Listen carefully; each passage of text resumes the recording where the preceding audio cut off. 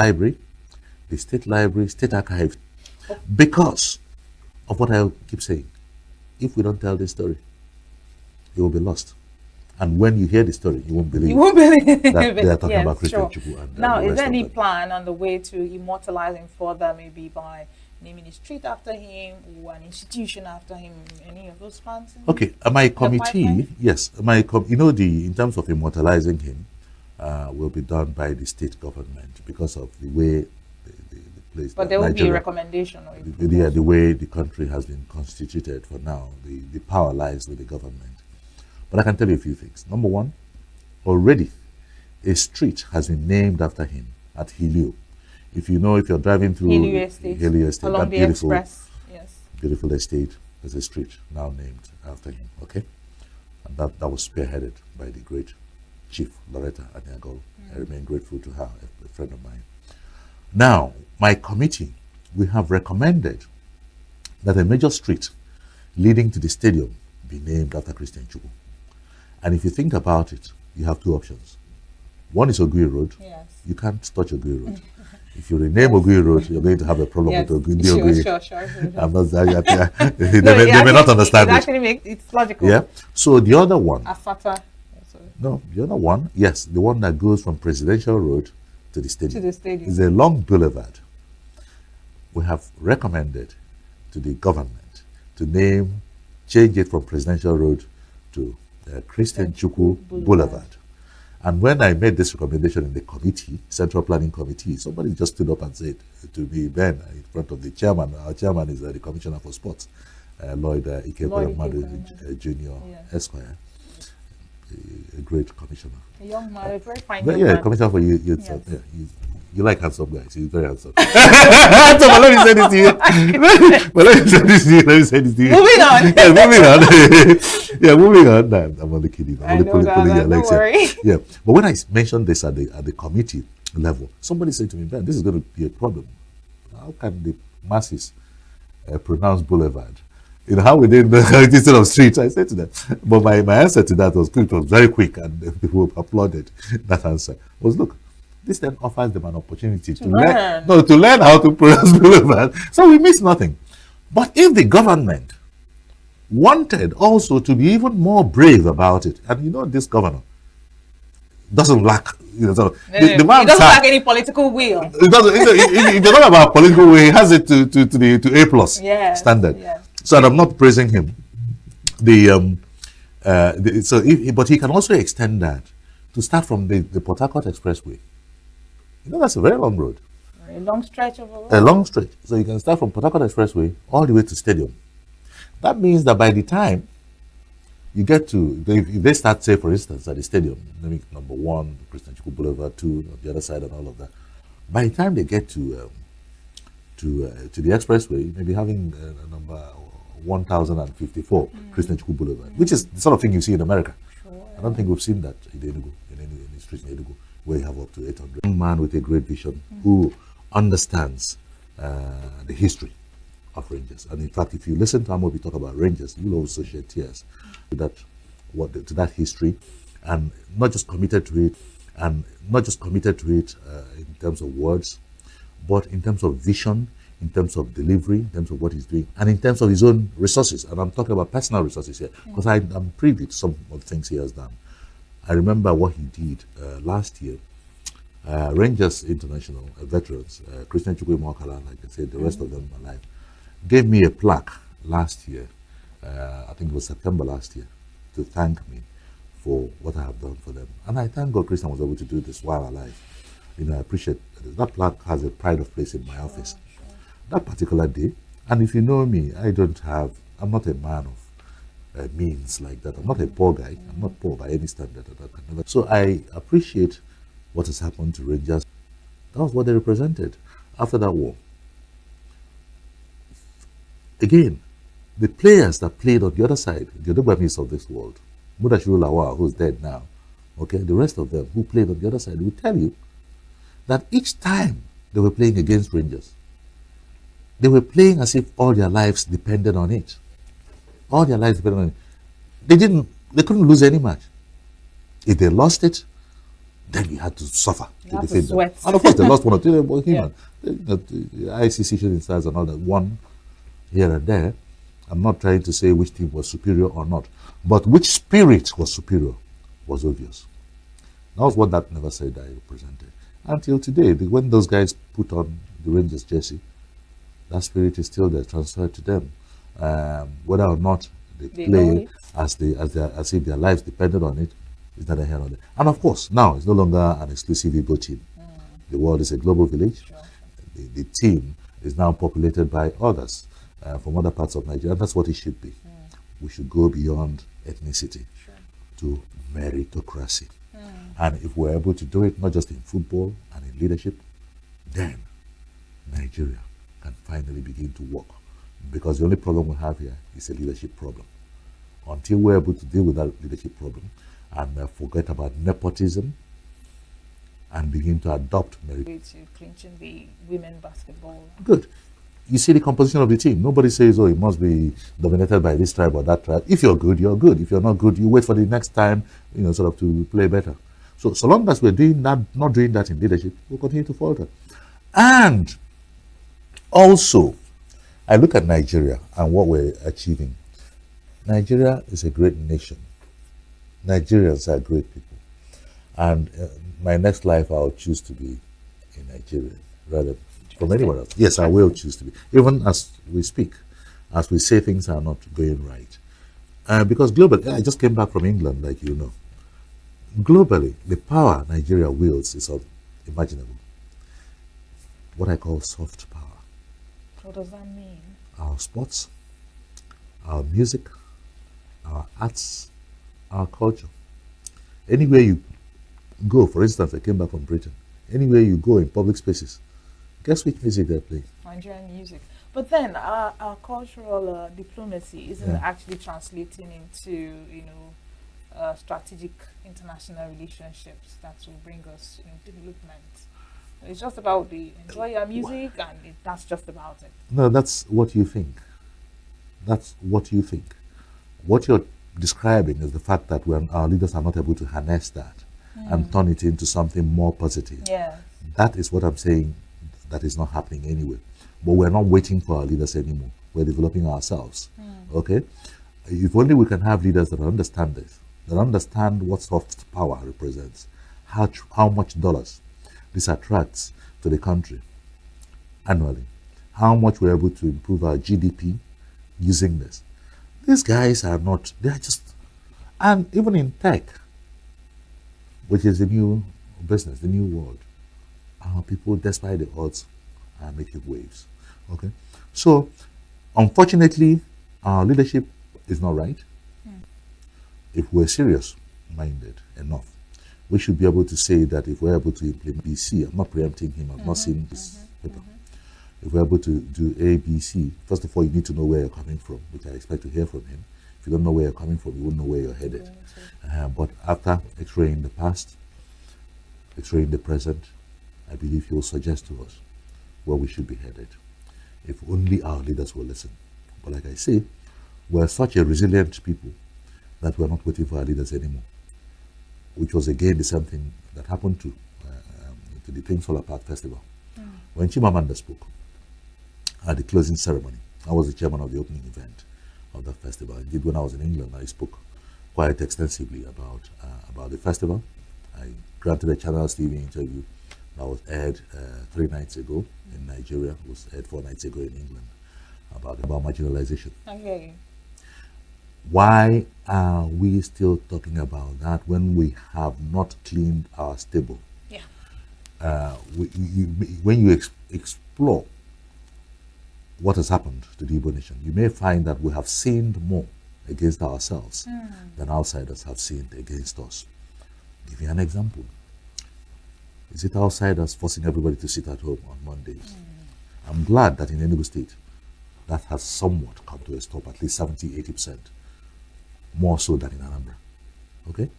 Is it outsiders telling us this at home? Why are we losing so much money? Why are we killing so many of our people? Because we're trying to enforce something that is so silly. Okay? So for me, I think that we should look inwards and begin to proffer solutions to our problems. We should look inwards and be able to get our governors, who are our leaders, elected leaders, to come together and synchronize their policies, synchronize their vision. Vision can always vary, but synchronize their policies and synchronize implementation. Because for as long as you're having standalone successes in ENUGU, Ebonyi, Anambra, Imo, Abia, if you don't synergize, you lose steam. You won't be as effective because yes. So that's the kind of thing I expect us to be talking about at the end of the process. Because yes, it's about Christian Chukwu, but what did we learn? What leadership lessons have we learned from his life? Exactly. Okay, and we must, forgive me for using this word on a Sunday morning, stop this nonsense of talking about this person is from Anambra, this person is from Ebonyi, this person is from ENUGU, this person is from nonsense. We should stop that nonsense and grow beyond that. Because as in Igbo, for as long as Shigi is telling me I'm not from her state, and I'm seeing the next man as not from my state, we can't make progress. I don't care where you are from. What I'm doing, I'm not from Enugu State, for instance. I have never seen Christian Chukwu as being from any other place but from my place. In Enugu here, I live as if I live in my father's compound. If you go to Enugu and Nnewi, most of the beautiful homes in Nnewi now today are owned by people from Enugu State, from Ebonyi State. Oh yeah, even in my village, in villages. And I applaud. And that's what I want to see. If you're talking about meritocracy, it should be the same in Abuja, in Lagos, in Nnewi, in Abakaliki. And not just prescribe it because you're talking about marginalization in Nigeria. And when you come to your own enclave, you remember that the next man is not from your state. We must stop that. And let this funeral and the death of Christian Chukwu be one of the signposts that will redirect us into seeing ourselves as one people. And when I say this, the Igbo nation goes beyond the 5 southeastern states. Yes. But we don't want to be claiming territories. If people say they are not Igbos for political reasons, that's all right. Let them have fun. There's no point in forcing somebody to be Igbo. Pointless. Today, the President General for Hanese and Igbo, who will be at the colloquium, is from River State. Our very dear President General was the one that requested to ensure that that he's coming. He said he'll come. He didn't wait for an invitation. Indeed, it was after he confirmed that the invitation was sort of extended to him. That's what it should be. He's the leader of the Igbos globally now. He's from River State. Interesting. All right, so on a final note, because our time has gradually come to an end, and talking about signposts for redirection, how would you recommend that sports veterans be taken care of in terms of their welfare and things that are important to them? For years I've struggled to achieve this as a person, believing I have enough friends who can have enough friends, and together, if we all extend our networks, we can take care of them. But it never worked. Also. Yeah, I've been trying for the last 8 years or so, 7-8 years or so. It has never worked because each time people will say, "Oh, you're doing it the wrong way. You're doing it the wrong way." What's the right way? Suggest it so we can do it the right way. They never suggest. So you find that one man who doesn't have money is struggling. I'm not saying I'm alone. Other people are helping, but from my own perspective. But I think if you look at the way resources are constituted, the governors have a big, powerful say. When P2P was governor, he had put them on salary, monthly, stipends, but still, these guys were happy to be recognized. He gave them a boss and all of that. I think, and at the colloquium, the Commissioner for Sports in Enugu, Kweremadu, mentioned that they are now compiling a list of the veterans who are alive. I know for the 70s team, you have about 12 of them still alive. When I hosted them, it was about 19 alive then. We've lost a number of them, including Stanley Okoronkwo, who died last year, and the rest of them. But I think the governors of the Southeast, how much will it cost to put them on some sort of welfare package? How much will it cost? So why are we overlooking them? These guys paid the sacrifice. They paid the ultimate price. They paid the price for us. So we should be able to take care of them in their old age. Okay, they give us our mojo back, as I always say. So the governors should come together and profess up. At least let the sports commissioners of the five, let's even restrict it to the five Southeast states, come together, put together a package, and it will be just droplets when pulled together for them. And these guys can then have. Why will it take Femi Otedola? I remain eternally grateful to him to come up with the money that enables Christian to extend his life by just a few years. And Femi, who never met him. If you look at Odewami, for instance, you find that the Southwest, they take care of their heroes.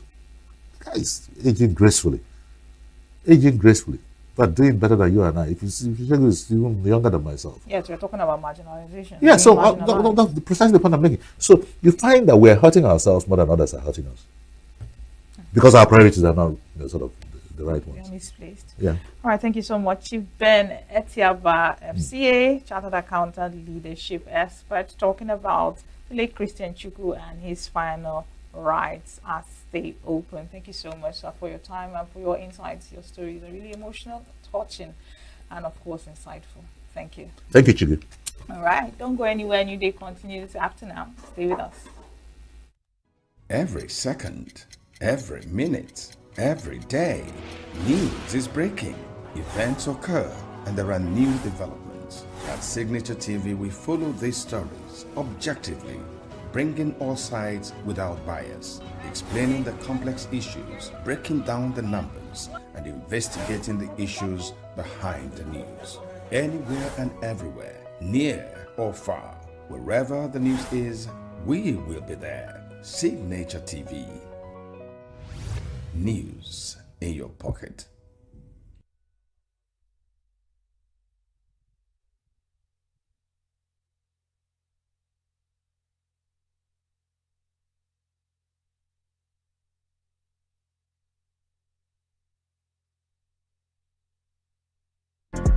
Get plugged into the heartbeat of entertainment on The Hub, your ultimate show on e-vibes. From trending stories and social media drama to top charting music, must-watch movies and exciting moments from the world of arts, we've got it all. Join us for unmissable conversations with your favorite entertainment personalities, plus fun segments every week. I should try harder. So, Okay, I don't know that one. outfit of the day. Oh, I don't do that. Oh. That's some Gen Z stuff. Oh, now you say it's a Gen Z stuff. It's everything you love about entertainment, served fresh every week at 1 p.m. with weekend repeats just in case you missed it.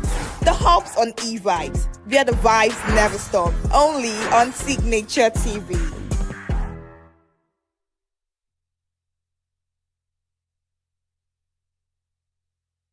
Every second, every minute, every day, news is breaking, events occur, and there are new developments. At Signature TV, we follow these stories objectively, bringing all sides without bias, explaining the complex issues, breaking down the numbers, and investigating the issues behind the news.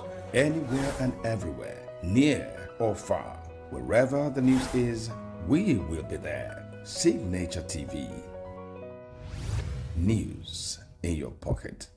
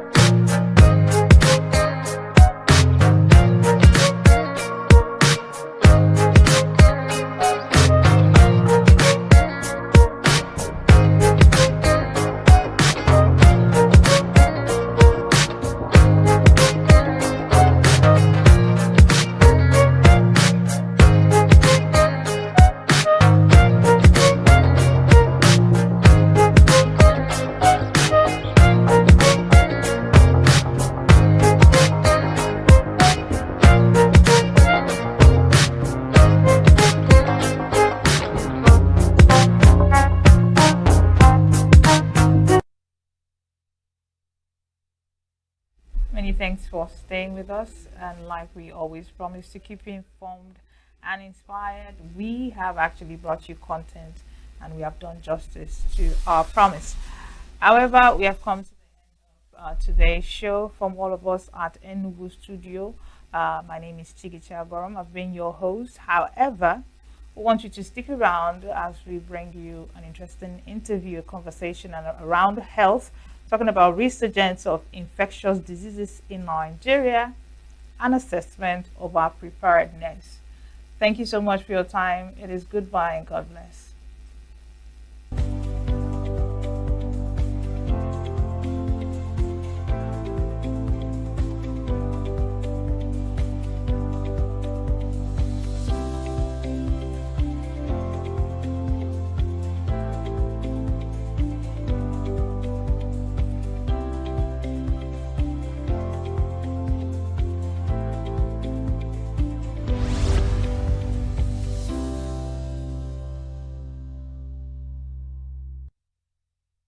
Every second, every minute, every day, news is breaking, events occur, and there are new developments. At Signature TV, we follow these stories objectively, bringing all sides without bias, explaining the complex issues, breaking down the numbers, and investigating the issues behind the news. Anywhere and everywhere, near or far, wherever the news is, we will be there. Signature TV. News in your pocket. UNTH Ituku Ozala Enugu. Good morning, doctor, and thank you for joining us this morning on the show. Good morning, and thank you. All right, so let's start from the basics, basic definitions, because you're a health person, but not many people understand, the terminologies and the nuances that are involved in healthcare. So we're going to be breaking it down. We're going to start with simple definitions. First of all, what are infectious diseases? Thank you very much. You're welcome. Just like the name connotes, infectious diseases are diseases that are caused by organisms that can be transmitted from one person to the other through various means, such as contact by sexual means, or by plain body contact, or by use of items that have been used by the infected person. Okay, there are usually different kinds of microorganisms, and you have viral infectious diseases, bacterial infectious diseases, fungal infectious diseases, and then sometimes you have bigger organisms like nematodes, for example, like organisms like plasmodium that cause malaria. Okay. All right. Okay. Yes. So you're saying, sorry to cut you short. Yes. Because I want at the end of this interview, Okay. someone listening can know that, okay, this disease is an infectious disease and this is Yes. not. So you're saying a disease like malaria is an infectious disease. Thank you very much. Yes. Okay. What about diseases like cancer and things like that? No. What are, like, Okay. I want you to explain Okay. how someone can, okay, this disease is not an infectious disease because Dr. Chike said you use this and this as indicators to know the Okay. difference. Yeah, I think we're almost there. Let's use those two examples. Okay. Let's use a plain one. Apollo. Okay. What people normally call Apollo. It's actually viral Conjunctivitis. conjunctivitis. Exactly, which is caused by a virus. In as much as you just get close to that person, they're shaking, give me a hug. You've had contact. That person may have been rubbing his or her eyes, and the virus is in the hand and shakes you. Eventually, you rub your eyes. It's You transfer. exactly. So it's an infectious disease. However, somebody has cancer. Let's say cancer of the breast. The person, you hug the person may have touched the lesion, paining her, shakes you, and you still touch your body or different parts of your body. You won't come down with the cancer. So infectious disease is a disease that can be transmitted directly from the person that has it to another person who has contact with that person through various means. It can even by blood transfusion. For example, hepatitis B virus may be in somebody's blood, and that person, maybe the blood was not well screened. and is transfused into another person, that person may come down with hepatitis B virus. So it has to be from one person to the other. However, any disease, for example, diabetes mellitus, someone has diabetes mellitus, has body contact with another person, shares items with the other person, does so many things with the other person, even having some form of intimacy with that person. The other person will not come down with diabetes mellitus because it is not transferable from one person to the other. So the difference now is the ability To be transferred from one person to the other. Yes, via that's different means. Exactly. All right. So if you recall in 2014 when Dr. Adadevo lost her life, Exactly. the issue with Ebola, I guess Yes. that was when Beautiful. when everybody, at least a greater number of people, got to know about infection, at least viral Thank you very much. infectious Yes. diseases. Tell us about those infectious diseases that have the tendency of not just affecting people in a particular location, but going across borders Okay. to becoming epidemics and pandemics. Tell us about that class of infectious diseases. Thank you. Technically, theoretically, every infectious disease has a potential of being a pandemic, which is a disease that can go across borders and infect a high population of people, usually within a short period of time. However, there are some diseases that are noted to be highly contagious, highly infectious, and they are usually associated with being novel, which is usually new infection. New. So most people, the general population, don't yet have antibodies in a collective way to be Antibodies. protected. Sorry, don't yet have immunity Good. against good, the organism. Good. Okay, The new organism. Yes, because it's relatively new. That was what happened with Ebola. Exactly. So most people worldwide have not had contact with that infection, and their body hasn't yet developed some form of immunity or resistance against it.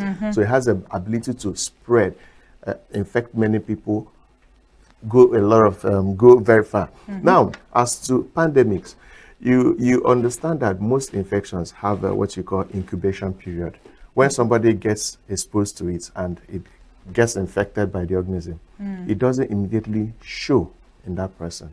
There has to be some time that will pass, usually days to weeks, before that organism becomes able to get that person Manifest sick. physically. Exactly. And that person also now start transmitting or infecting other people. Okay, now they hold may, on. Right. Hold on. There's a lot we need to unpack. All Now, right. yes, Exactly. can someone transmit infection during that window period before it starts manifesting physically? Is it possible? It depends on the incubation period and the window period of that organism. When somebody has an organism, it needs to go into that body from the surface the person got it, let's say the respiratory tract, Through sneezing? yes, into the person's tissues and eventually into the blood. And then from the blood, the person can transmit, or it's also going to other secretions of that person. So that period from the time the person got that infection to the period it's now able to enter the person's fluids may take some days to weeks. During that period, that person has that organism but is not able to infect other people. Is it also true for That's the HIV? window period. Is this Yes. also true for HIV? Some are just a few hours, some are a few days, some are weeks. HIV is a few days from getting infected It to depends on the when virulence person, of the organism. exactly, How- when the person is able to transmit. And then again, when that person has that infection, is able to infect other people, the person may not have come down with the sickness. That's classical with HIV. That person now has it in the person's fluids, but it hasn't done enough damage to that person for that person to be sick. That is the period that most people transmit infectious diseases. Okay, let me give an example. Somebody has a respiratory tract infection. Okay, it's one we call a bacterial called Haemophilus influenza. The person may be moving around or may occasionally sneeze or rub the nostrils and be shaking people. The person is transmitting all those things. Eventually, after a few days from that, go to hospital, may not be isolated. But that period, he was walking around, sneezing a bit, shaking people, transmitting the disease. So if he contacted about 30 people within that period, give them their own few days, they will shake other people, then go sick. They will shake other people, then go sick. Maybe 30 people have each one has shaken about 30 people. Multiply by 30. Each one has shaken about 30 people. Multiply by 30. So we're getting 900 people. So within a few days, almost millions get infected. Now among those 30 people, about 10 may have entered flight to a Wow. country. Those 30 people, about 10 may have entered flight to a Wow. country Wow. abroad. It's just a few hours, 6-7 hours. Yeah, from Nigeria, Lagos to London. He comes down, stays a few days, attends a party, shakes everybody. He comes down, stays a few days, attends a party, shakes everybody, has been sneezing. And then comes down with the signal, travel to US, travel to Mexico, it becomes a It's pandemic. exponential. Exactly. That was exactly what happened with the last pandemic we had. That was a terror. Okay, Of the course. COVID. Yes, of course. Okay, the so COVID-19. The picture you just painted now just sparked off something in my head. That there's the way you have value chains for maybe commerce. Yes. There's also disease value chain, for lack of a better word to explain. Washing is so encouraged. Tell us how to break that chain, because if people know better, they do better, right? So if they Yes. know that you can't stop guys from Yes. you can't stop ladies from hugging. Yes. So how can someone consciously break this chain, this value chain of disease transference? Thank you very much. That's a very important question. And incidentally, it falls into the part of healthcare we call preventive healthcare. There are different stages, but the early aspect of effective preventive healthcare. Many infectious diseases have different modes, and therefore, if you try your own basic preventive healthcare, it may not work. For example, somebody gets transfused with blood that was not properly screened and gets hepatitis B virus infection. You can't do much about it in terms of it wasn't your fault, because you've paid for that blood to be screened before being transfused. So it's a result of error. with the Please, lab. can you hold that thought? Okay. Hold that. We'll get back to it. Okay. Now. I'm going to that one now. Okay, good. But in majority of cases, we can avoid infectious diseases because most are usually by body contact, hand, hugging, and the rest. For those that are transmitted through fecal-oral routes or the Through the oral routes, mouth. hand washing is key, because ordinary this use of soap to wash hand, liquid or tablets, preferably liquid soap, will clear. This is normally seen in advertisement. 99.9% of organisms is actually true.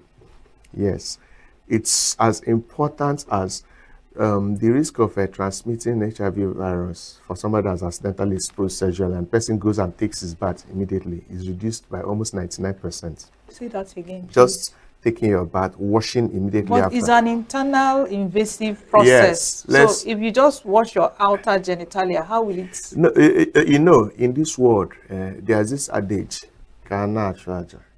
Keeping a man more. Yes, because there are basic preventive things you will do that will immediately reduce your getting infected by as much as 99%. But then all those people that had that infection did even better or bigger preventive measures, and they Yes. got infected. So you don't bank on you wash and you don't get HIV. Okay, you simply avoid getting it, like abstinence, use of barrier methods like condom and female condoms and the rest. However, basic infections, let me not use a very bad one like that. Basic infections like getting the normal typhoid fever you hear of, acute gastroenteritis that can be caused by Staphylococcus aureus and other salmonella. You wash your hand very well before eating and after eating. After hand shaking people, you will hardly come down with those infections, those diseases. That's why if you see families that before their children wash hands, they wash hands, and after eating, and they wash fruits. When you want to wash fruits, you may soak it in something like salty water for 15 minutes, then now wash it, rinse it off thoroughly. They really come down with infections. I know a family since COVID, they don't go into the house without washing their hands. Yes, I still do that in my house. It's a difficult thing to maintain, but when you get used to it, you get used to it. It's a beautiful habit. Also, things like when you want to talk to somebody directly, you maintain a list. You don't come to somebody's face. There are people that don't know how to Exactly. maintain. Then when you want to sneeze, you use handkerchief. And if somebody sneezes around you, what do you and do? mistakenly did not use handkerchief, I go as much as hold my Holding your breath a breath. bit, and then within seconds, I may pretend so as not make the person embarrassed, like I want maybe answer and move out. away from Move the away that trajectory of person. the. Yes, as much as, let's say, 6 feet or more, all right? Maybe that's about 3 meters and above away from the person. But basically, wash your hand every day. And other mechanisms, there are some that are true body contact. Know how you play safe. Maintain one partner always. That person, both of you should be regularly screened. Majority that disturb us are highly preventable. exactly. Then there's another form of advanced prevention, which is early detection and prompt treatment. Okay, which is once you feel any sign that you have an infection, for example, you start sneezing and you feel you're a bit febrile, immediately go to your doctor. When you say febrile, what do you Sorry, mean? you are having fever. You Okay. think your body is a bit hot and you're not feeling too okay. Don't wait until you are down. Immediately present to a hospital. You'll be shocked at what they'll find out. Yes, and they'll start you on treatments immediately. So that's another form of prevention, which is early treatment. Early presentation. Exactly. If they start that treatment, you find out that you may not transmit to many more people. You also get treated better than when you frankly come down. True. There was something you mentioned, salmonella. Okay, that is a name for Yes. what causes what will not. Yes. But most of the time, this scenario you painted now, where somebody's feeling febrile, feverish, Exactly. tiredness, sneezing, when you go to the hospital and you're sent for lab tests, it's usually typhoid and malaria. And quite frankly, most people are no longer, they don't trust that. They might understand malaria, but the Yes. typhoid part, they may not understand. Yes. What is the transmission route for typhoid? Is it truly as common or as endemic as Okay. most results? Test Okay. results make them appear. This is a very, very good question and a bit sensitive for us doctors to answer, because Okay. most times if we don't treat somebody for typhoid and that person happens to, after initial treatment, Yes. not get well, you Yes. say you don't know what you're doing. Yes. You didn't treat me for typhoid. So we would like to treat the person for typhoid, so the person will be comfortable. We know what we are treating. We'll go beyond that. And God has been so merciful. Most of the antibiotics we use are broad spectrum. So when you are treating typhoid, you tell them I'm treating typhoid, but your target is what you already suspect, which can also kill typhoid and go for that organism. So basically, typhoid fever is caused by fecal-oral route. What I mean is, when somebody has typhoid fever, the person tends to go to toilet, may clean themselves and not wash hands, poor hygiene, and move around. When somebody else, as usual, hugs or shakes that person, and then eventually goes to eat food and eats with the dirty hand, it has entered into the mouth. So fecal from the anal region, oral into the mouth. All right. Another means is when food is poorly prepared, poorly done. Commonly, when typhoid was quite endemic all over the place, ice cream, all these side ice creams, Roadside. roadside, is a common source because the organism thrives in those kind of environments where they have carbohydrates and things around. So when you take poorly prepared food, don't wash hands properly after using the loo, and because you can also be in a public toilet, you use the place and you now go and eat without washing your hand. So that's how it's transmitted basically, through the fecal-oral route. Incubation period is a few days, some weeks, and within that period, the person can also transmit. Now, how we treat it is basically use of organisms, antibiotics. Now, we normally go for the ones that are broad spectrum. By that I mean it can take care of different types of bacterial organisms, and we commonly don't believe anymore that most illnesses are due to typhoid and malaria. Okay, our clinical capabilities are able to tell us what to go for. All right. However, we do know that a lot of the not so updated people will always do the typhoid test, and there will always be some titer that is above the normal. Yes, The reason is that in this country, most people have had typhoid repeatedly, that the body is not able to remove Entirely. the The antigens antigen. that are being detected. What are by the antigens? test. Antigens are simply molecules in the body which, if you do a test, okay, or if the body produces and if the body feels it's in it, it's going to react immediately and produce other molecules or substances to fight it, thinking that it's going to cause a problem for it. So antigens are foreign bodies outside. Yes, the body. you can use the word foreign body, but not just foreign bodies that are able to make the body to respond aggressively, see that foreign body as a threat. Because the body can see a foreign body, feel presence of a foreign body within it, and not see it as a threat. For example, you get injured and we use sutures, as this thing we use for suturing, for stitching, to stitch that place. The body will sense the suture in it, but in most cases it won't see it as a foreigner. Threat. Okay. So it's not going to start reacting and sending body is that organisms there. intelligent? Yes. And then again, we must accord some of the accolades to ourselves.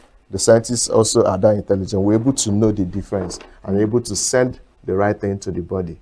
Okay, but like you rightly said, antigens are things that cause immune response, the body to react and try to fight it. Okay. Now we have some tests that we do, which simply detect antigens, okay, by some methods, and they keep detecting the and in this case, actually, typhoid, what you have is the antibodies that they actually detect. Not These the tests, direct yes, antigen. not the antigen. These tests, the cheaper ones, detect what the body has produced to fight that organism. So it's an indirect Thank you, test. indirect test. Are you the science field? No, please, go You ahead. have- so exactly, the more specific ones that detect antigens are usually very expensive, usually like polymerase chain reactions. We don't need to go that far because these tests are all generally accurate. So when these tests detect the antibody, they will say, this person has it if the antibody is in a particular concentration. Level.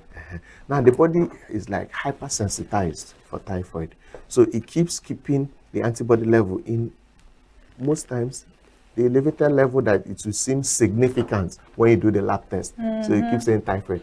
Okay, so what you're saying is that it's possible that Yes. the medical lab scientists got the right analysis. Yes, but But it that doesn't is not translate to what is directly actually to wrong the with clinical Thank presentation. you. Yes, that's the peculiar Wow. issue we have with diagnosis for typhoid. The lab is actually accurate. The titer is above 80, therefore significant. But this person's fever, malaria, which is feeling sick, other symptoms, are actually not due to this salmonella that this lab has identified as the cause. So now, most times we are open, we tell the patients the results. Oh, madam, okay, this your result is actually saying that you have typhoid, but I don't believe you have typhoid. I want to treat what is there. Yes. And you end up treating, and of course we are human beings. Things can respond differently, and the person maybe after the treatment regimen, a week later, still feels sick and comes for a checkup. Madam, how are you? I'm still not well. Okay, let's see what we can do. She might just say, doctor, but you didn't treat me for typhoid again. You understand? So you have that dilemma. So what we normally do is, it's positive, we are suspecting something else, we try to treat with a drug that, even though it's targeting what we want, but has a capability to treat typhoid. Okay, so you're talking about antibiotics that are Exactly, broad spectrum. Thank you. But this campaign about antimicrobial resistance, Yes. they are kicking and fighting against, using broad spectrum, that you should start with the smaller ones, the narrow No, ones. that's not the fight. Let Okay. me put the records. Because it's a dilemma for the Yes. doctors. We are the ones The splitting patients up the fight. are mounting Exactly. pressure, then these other people are mounting. Yes, we are the ones. How are putting you up the going about pressure? it? Because there are things that cause multi-drug resistance. One of them is not using broad spectrum. No, it's about using the drug by the right person. Let me give you an example. As a doctor, if I want to treat somebody for an infection, I first check that person's clinical state. I first check the laboratory. Then I compare the results with my clinical judgments.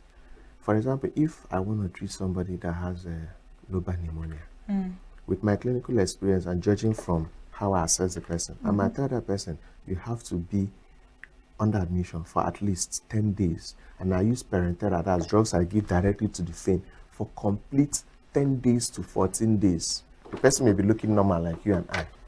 But that person looking on my ear and my ear just walk into a pharmacy shop and they place that person on an ordinary oral antibiotic for 5 days. Imagine the results effective to have on that person that I judged that needed IV antibiotics for 14 days. So that person is going to most likely develop resistance, strong resistance to that drug that he was given by a roadside patent drug dealer. And that drug incidentally may be a good drug, but we don't use it like that. So it was used suboptimally, in a suboptimal level. So now that drug is now walking around with blood that has resistant organisms to that very, very good drug.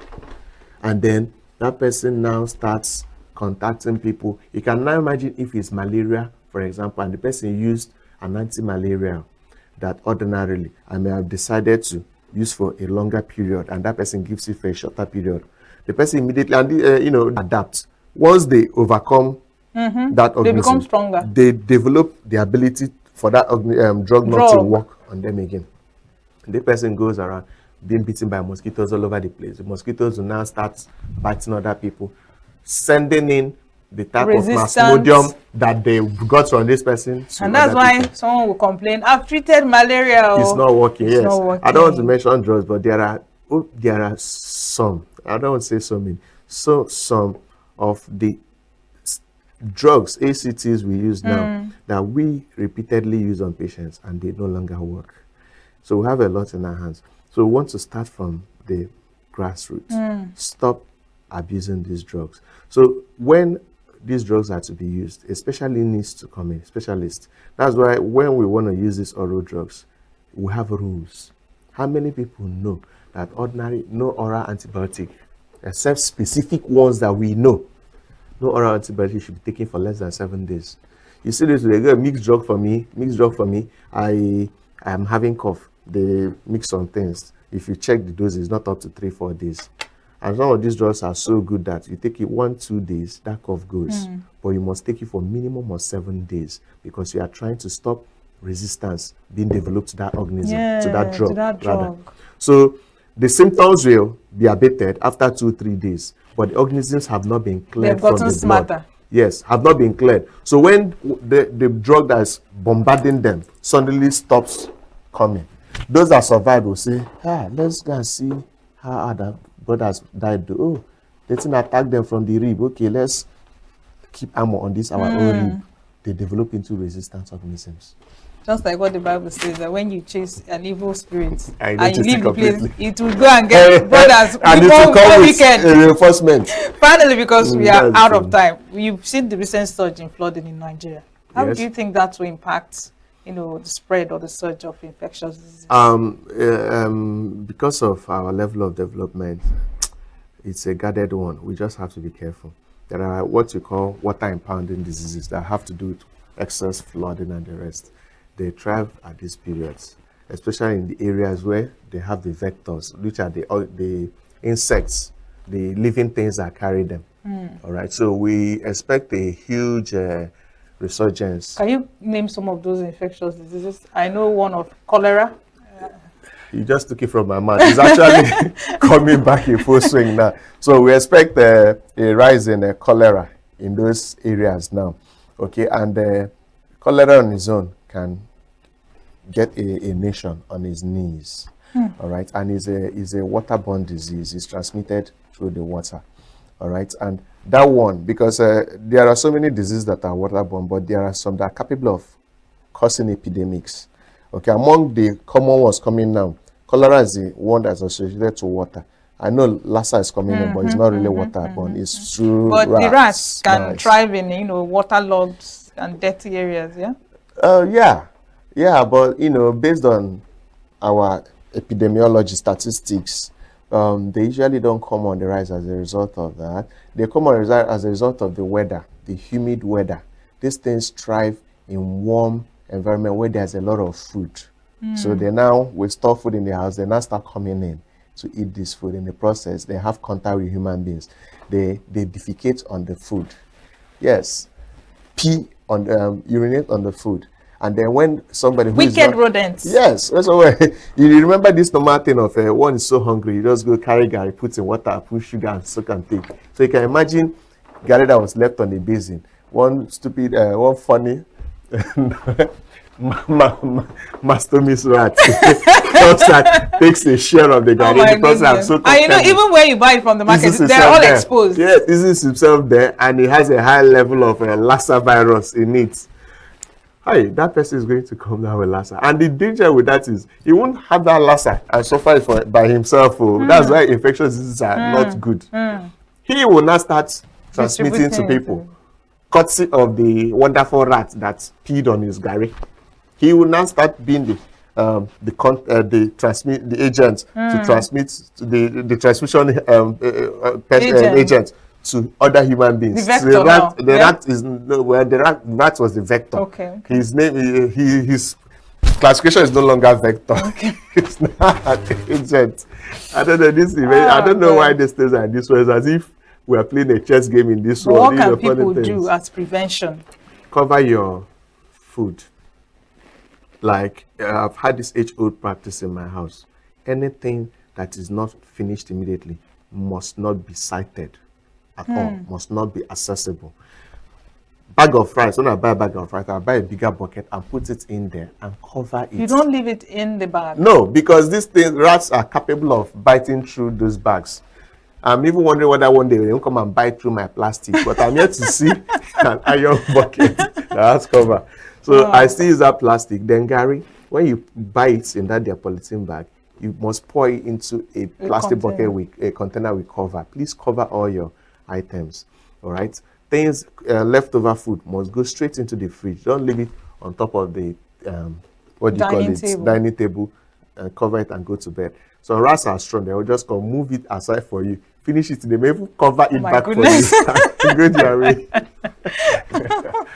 Thank you so much. I wish we had more time because I'm actually enjoying the conversation and it's something everybody needs to know. For example, the fact that you're not supposed to take antibiotics any 7 days, less than 7 days, for less than 7 days. Minimum of 7 days. Any oral one. Just give it that free to the public. Yes. There are specific ones that their duration is for that shorter period. We know them. We don't have to come to the doctor. We'll take care of you, because I say this doesn't mean now you go and start taking drugs for 7 days and stop. There are some you should take for 2 weeks. It's left to the physician. Yes, to assess what exactly you need to do. So I say minimum of 7 days doesn't mean you start taking all drugs for minimum of 7 days. No. Thank you so much, Dr. Chike Obologo, for your insights. We've been discussing resurgence of infectious diseases in Nigeria, assessment of our preparedness. Thank you so much once again. Thank you very much. Don't go anywhere. New Day continues with our expert interviews right after now. Stay with us. Every second, every minute, every day, news is breaking, events occur, and there are new developments. At Signature TV, we follow these stories objectively, bringing all sides without bias, explaining the complex issues, breaking down the numbers, and investigating the issues behind the news. Anywhere and everywhere, near or far, wherever the news is, we will be there. Signature TV. News in your pocket.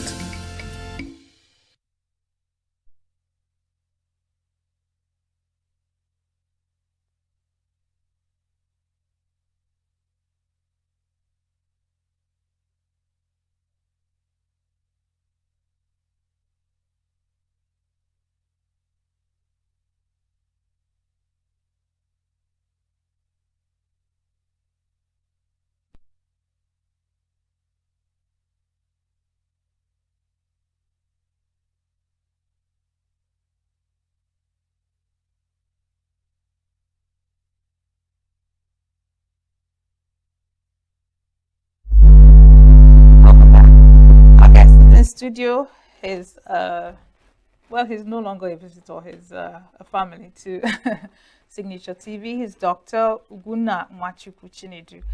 He's a consultant community health physician, UNTH ENUGU Ozala ENUGU. Good morning, Dr. Uguna. Nice to have you back in the studio again. Great. So we're talking infectious diseases and the strength or resilience or the preparedness of our health infrastructure, healthcare infrastructure. Let's talk about, before now I was telling you that we've had this conversation where your colleague told us about what infectious diseases are, give us basic background to the subject matter. However, I want us to talk about the response of our healthcare system to epidemics, starting with Ebola. Ebola was in 2014 with the death of Dr. Adadevo. That was when many people got the awareness of epidemics, infectious diseases. Right. So tell us, how was our response if you are to rate? You're in the system though, but I'm asking you to give an evaluation of our response. What did we do right, given that Ebola was, should I call it Ebola, an emerging disease for Nigerians? Do we have any, former cases of Ebola? So it was new, it was novel to Nigerians. How was our response? Just like viewers, let's go to the business, right? Absolutely. I feel that if you give your data here, you will still be nicely informed and prepared. When you talk about Ebola may not be the first epidemic or that happened to the country. I feel we have this knee-jerk approach. I mean, it's just like we had never, I repeat, never prepared for a lot of emergencies. You see, we are just like more reactionary, than you are trying to respond to an action. You are reacting, but we are not prepared against that action when it comes. I just like said, if not for that sacrifices, Dr. Didibu, Yes. God bless her soul. It was a terrible thing. She had to throw in her life to save a whole lot. So how many such will we have in this country to continue? If you learn now, remember the V's that comes on. When those Ebola was there, every offices, everybody was talking about hand washing. Immediately it died down. Everything goes, and we go back to our basics. I don't think we don't prepare. We don't get ready. Take for instance, we are in rainy season. Getting prepared is like going out in the rainy season. In your pocket, in your bag, there is an umbrella because there may be a case of rain, and then you are prepared for that. Or you have a raincoat or waterproof coat that is in your bag, so that once that rain starts, you know. Okay, epidemics. The important factors about our preparedness we can see in some factors like, how prepared are we in terms of surveillance and detection? So, how strong is our surveillance system? When you say surveillance, what do you mean by surveillance? Surveillance is like you are being vigilant. You are on the lookout. You are watching. There are active surveillance where people go out to search for this disease. You are looking out for the disease, and then looking for the symptoms of that disease, people who are having it, and you're mopping them up and then try to do something. Passive, the healthcare worker stays back in his or her health facilities. Those that have those symptoms, we come to them. So that's passive surveillance. But active one, people will just get what is our health system, health structure, ability to do the surveillance is below 5 in scale of 10. But then it's not as if we are not doing something. But thank God for the creation of an NCDC, which is now doing some. But that little is doing. Are there effects felt at grassroots? Because NCDC is national. Yes, they are trying. That's why you see some torchlights. They try to give alarms of some epidemics happening, disease being in some states. Take for instance the cholera that is happening. You can now see when you look at their chart table, you can find that Niger is topping. So Bayelsa has down the east. You have some cases in Umar here. So from such efforts, but it needs to be doubled. I know every state should key into what national is doing and people invest in it and our ability to detect diseases. And then this equally goes to the extent of our laboratories. How effective, efficient are this laboratory able to detect these diseases? The diseases we are talking about is not when it just happened. When I start to, that the common Igbo people will just say the nkapu na do me na do happen we me na. You know, see when the thing starts to happen to us, we now start to now, no, we're not doing it. So, but we should be prepared. As just as it comes, we already know the mechanism to detect the disease is there. The mechanism to know that this is about to happen. There are some diseases that you know that happen on a regular basis, like during this rainy season. There are respiratory tract infections. The cholera, that's the diarrhea diseases, is seasonal. So why wouldn't we go out of our way to make sure that you know every regional lab has the wherewithal to detect that this person make distinction between the diarrhea caused by other ones and then the one that's caused by cholera. So it will go a long way in helping us. But I don't think we are doing it. Okay. I will just tell you, for example, in ENUGU State, there's a regional laboratory facility there. You ask me to what extent has it been equipped? To what extent has it been functional? I feel the government should equally look in that direction to make sure that is so that we will not do this knee-jerk approach. So then you look at, again, another factor is risk assessment. Being able to communicate, knowing what those diseases, just like you said, my colleague of mine previously talked about those infections, knowing them, knowing their circle, knowing how they affect, knowing how to break it. So if we don't know this, and then being able to relate it to the public, telling them what they should do and how they are going to do it and how they will, this will definitely boil down to help us being prepared. Then when you now know that this is what you are up against, and then you will not go a long way in trying to avoid it. He said, if you don't do this, you have this. So knowing, okay, take for instance again, I talk about mosquito. Mosquito causes a lot of disease, not just malaria. It can transmit yellow fever. It can transmit a whole lot of. And then this rainy season had been the breeding ground for it. When the small rain percolates on around the crops, even your flower vessels, you now see the mosquito breeding. If you don't know that that small crop, because what we used to know before, that the mosquito would just thrive in dirty waters. But I bet you, it's in the cleanest of waters. That is just that. If you have drum in your house and the drum is open, the mosquito breed in that drum. You know, so you have a bucket of water you kept somewhere. Mosquito breed there and then give this malaria. So to what extent are we, you know, doing things to make sure that we are dealing with the vector and then taking it away? I don't think we have that. So the extent I would say that we've done well. We're still trying to. Then communication and coordination. To what extent are we able to communicate among the health workers, knowing fully well that this is the problem, this is how it's being done, and then this is how we're going to go to tackle it.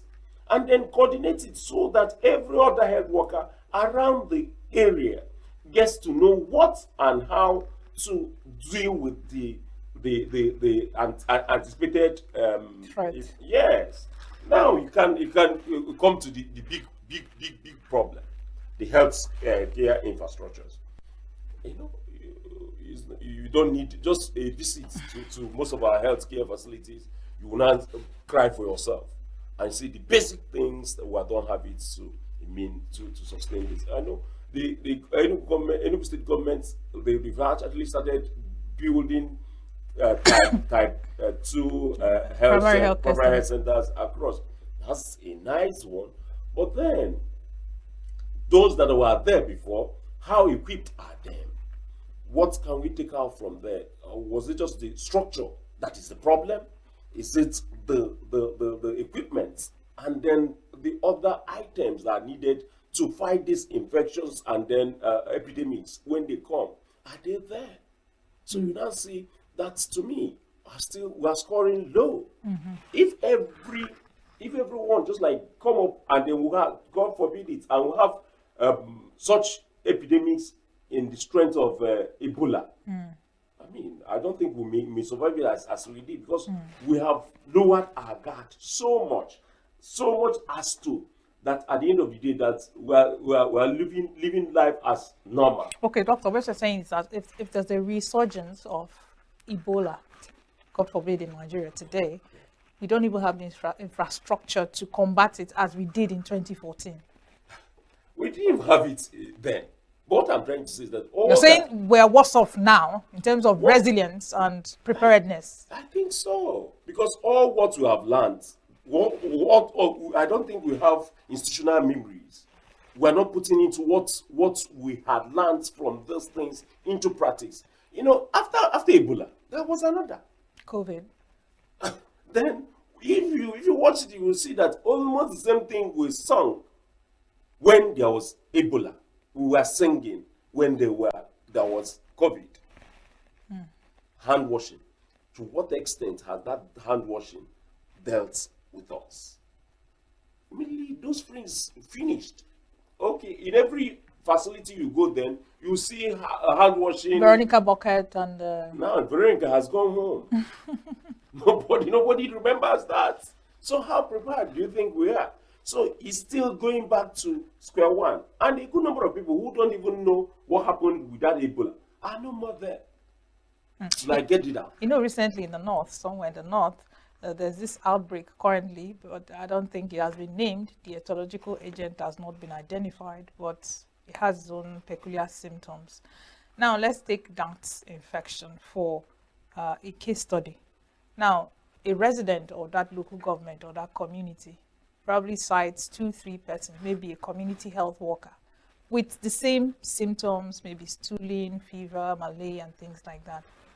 What should this person do? How should this person report these cases, regardless of the fact that our channel of surveillance and communication is distorted, is not what it should be?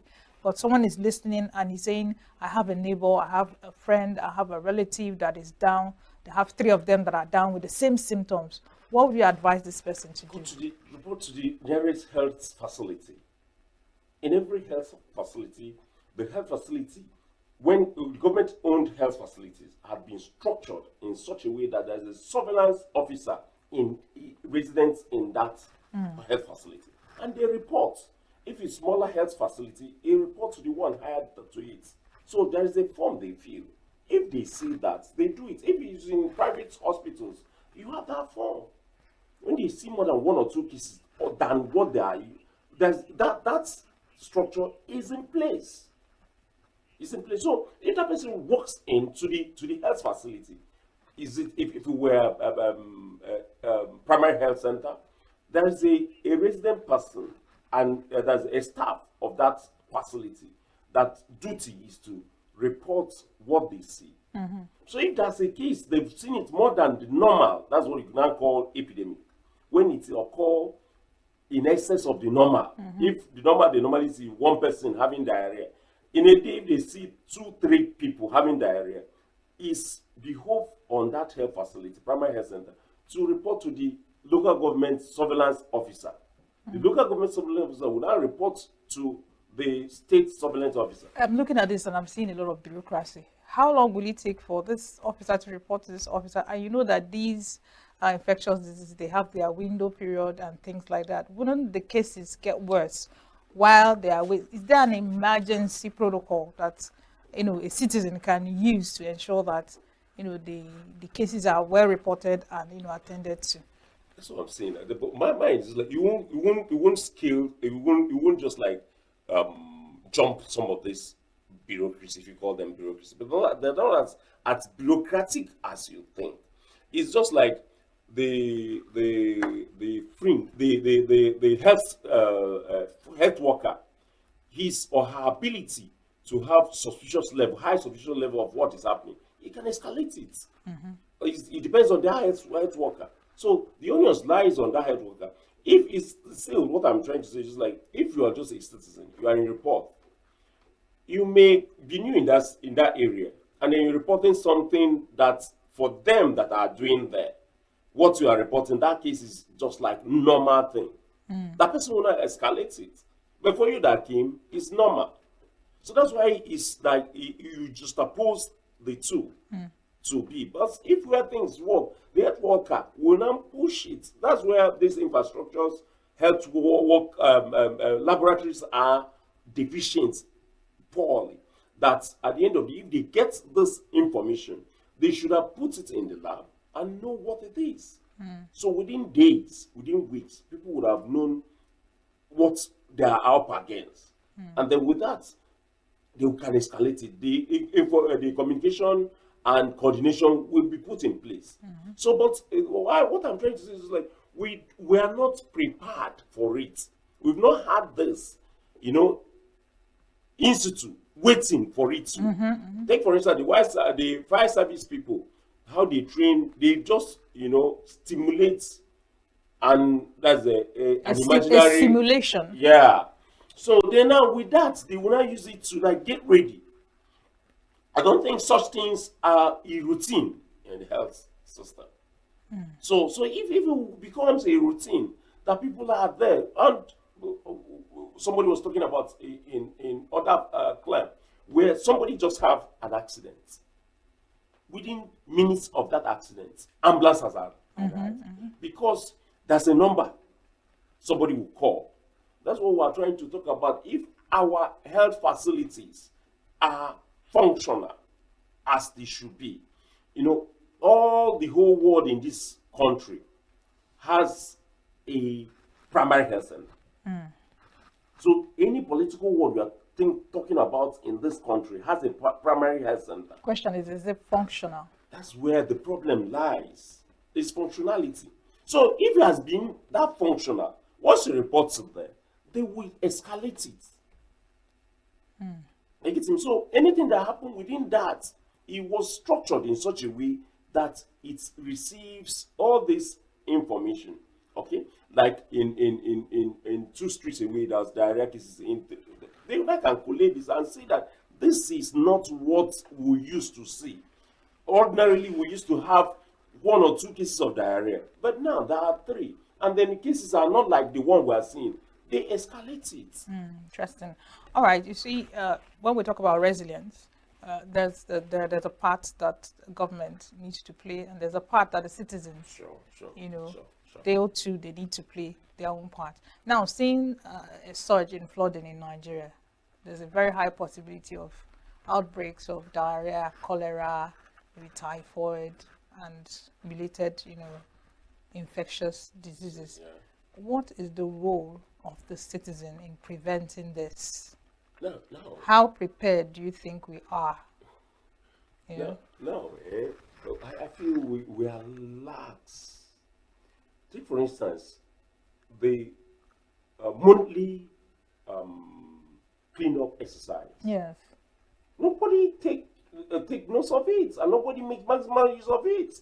Ordinarily, we use it to unpack your gutters. I get them. If you are doing it, those floods will not have almost all our places where you have this. They are blocked. Yes. So if the citizens are living up to their billings in your own local place, do your own. Make sure you clear your own gutter. And then don't dump things inside that gutter. It will enhance in blockage. And at the end of the day, we are part of our problem. So if everybody makes sure that your own gutter is free, there won't be possibly, because dry drainage are there. I guess so citizens should be knowing that if you see something, you should do something. Our poor sanitation and personal hygiene level is 0. So citizenry should play a role in increasing this sanitation and make sure that your environments are clean. If you cut your own portion and I cut my own, the mosquito will have less place to breed. And then the malaria it will transmit will reduce. If you clear your own gutter and I clear my own gutter, there won't be blockage and there won't be overflow, and then there will be no flood. So if that rain comes, it will flow the channel and then empty into the water bodies, and there won't be. That is when the water can't, be emptied in water bodies, that they now overflow and cause those problems. Two, now outside doing those, still see poor sanitation. Then you see again, there's problem with toilets. Sewage. People don't have that. A lot of homes don't have toilets. They still go open defecation. And then this is equally part of the problem. Like that cholera. Then when they go to the openly defecate, those feces will now be carried in those flood and then pushed down, and they increase the chances of some infection happening. I get it. So, and then we don't keep to where we should dump our refuse. You know, I see that a lot of times citizens are faulty about that. They don't dump it where they should. So when they are not dumping the refuse at the right place, they are breeding rats.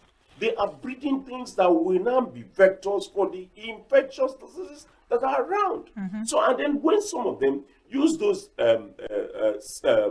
waste, they will now use it and block those, what's it called, that the drainages, and then flood will happen. Then you now see that we still, is that citizen we are talking about, what is your hygiene level? Yes. Do you wash your hand during, before, and after preparing food? You see, just like came back from market, just like do a rub and shine, and then start cooking. I mean, it's still part of it. Rub and shine. That's what it is. Okay. So I feel the citizenry should be living up to the billing, and then avoid overcrowding because of the housing situation in the country.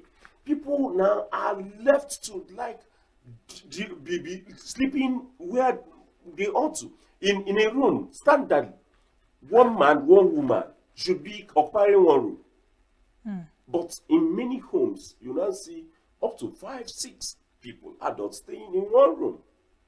This can breed the epidemics the chances of transmission. transmission. Airborne diseases, you know. So it does. And then some, what again that is happening that people are not noticing, scabies, that this skin disease, you wouldn't see people, many outreaches we've gone, we've seen people having it. And then What's the name in Igbo? You know what it's called? Abuba. you can call it that.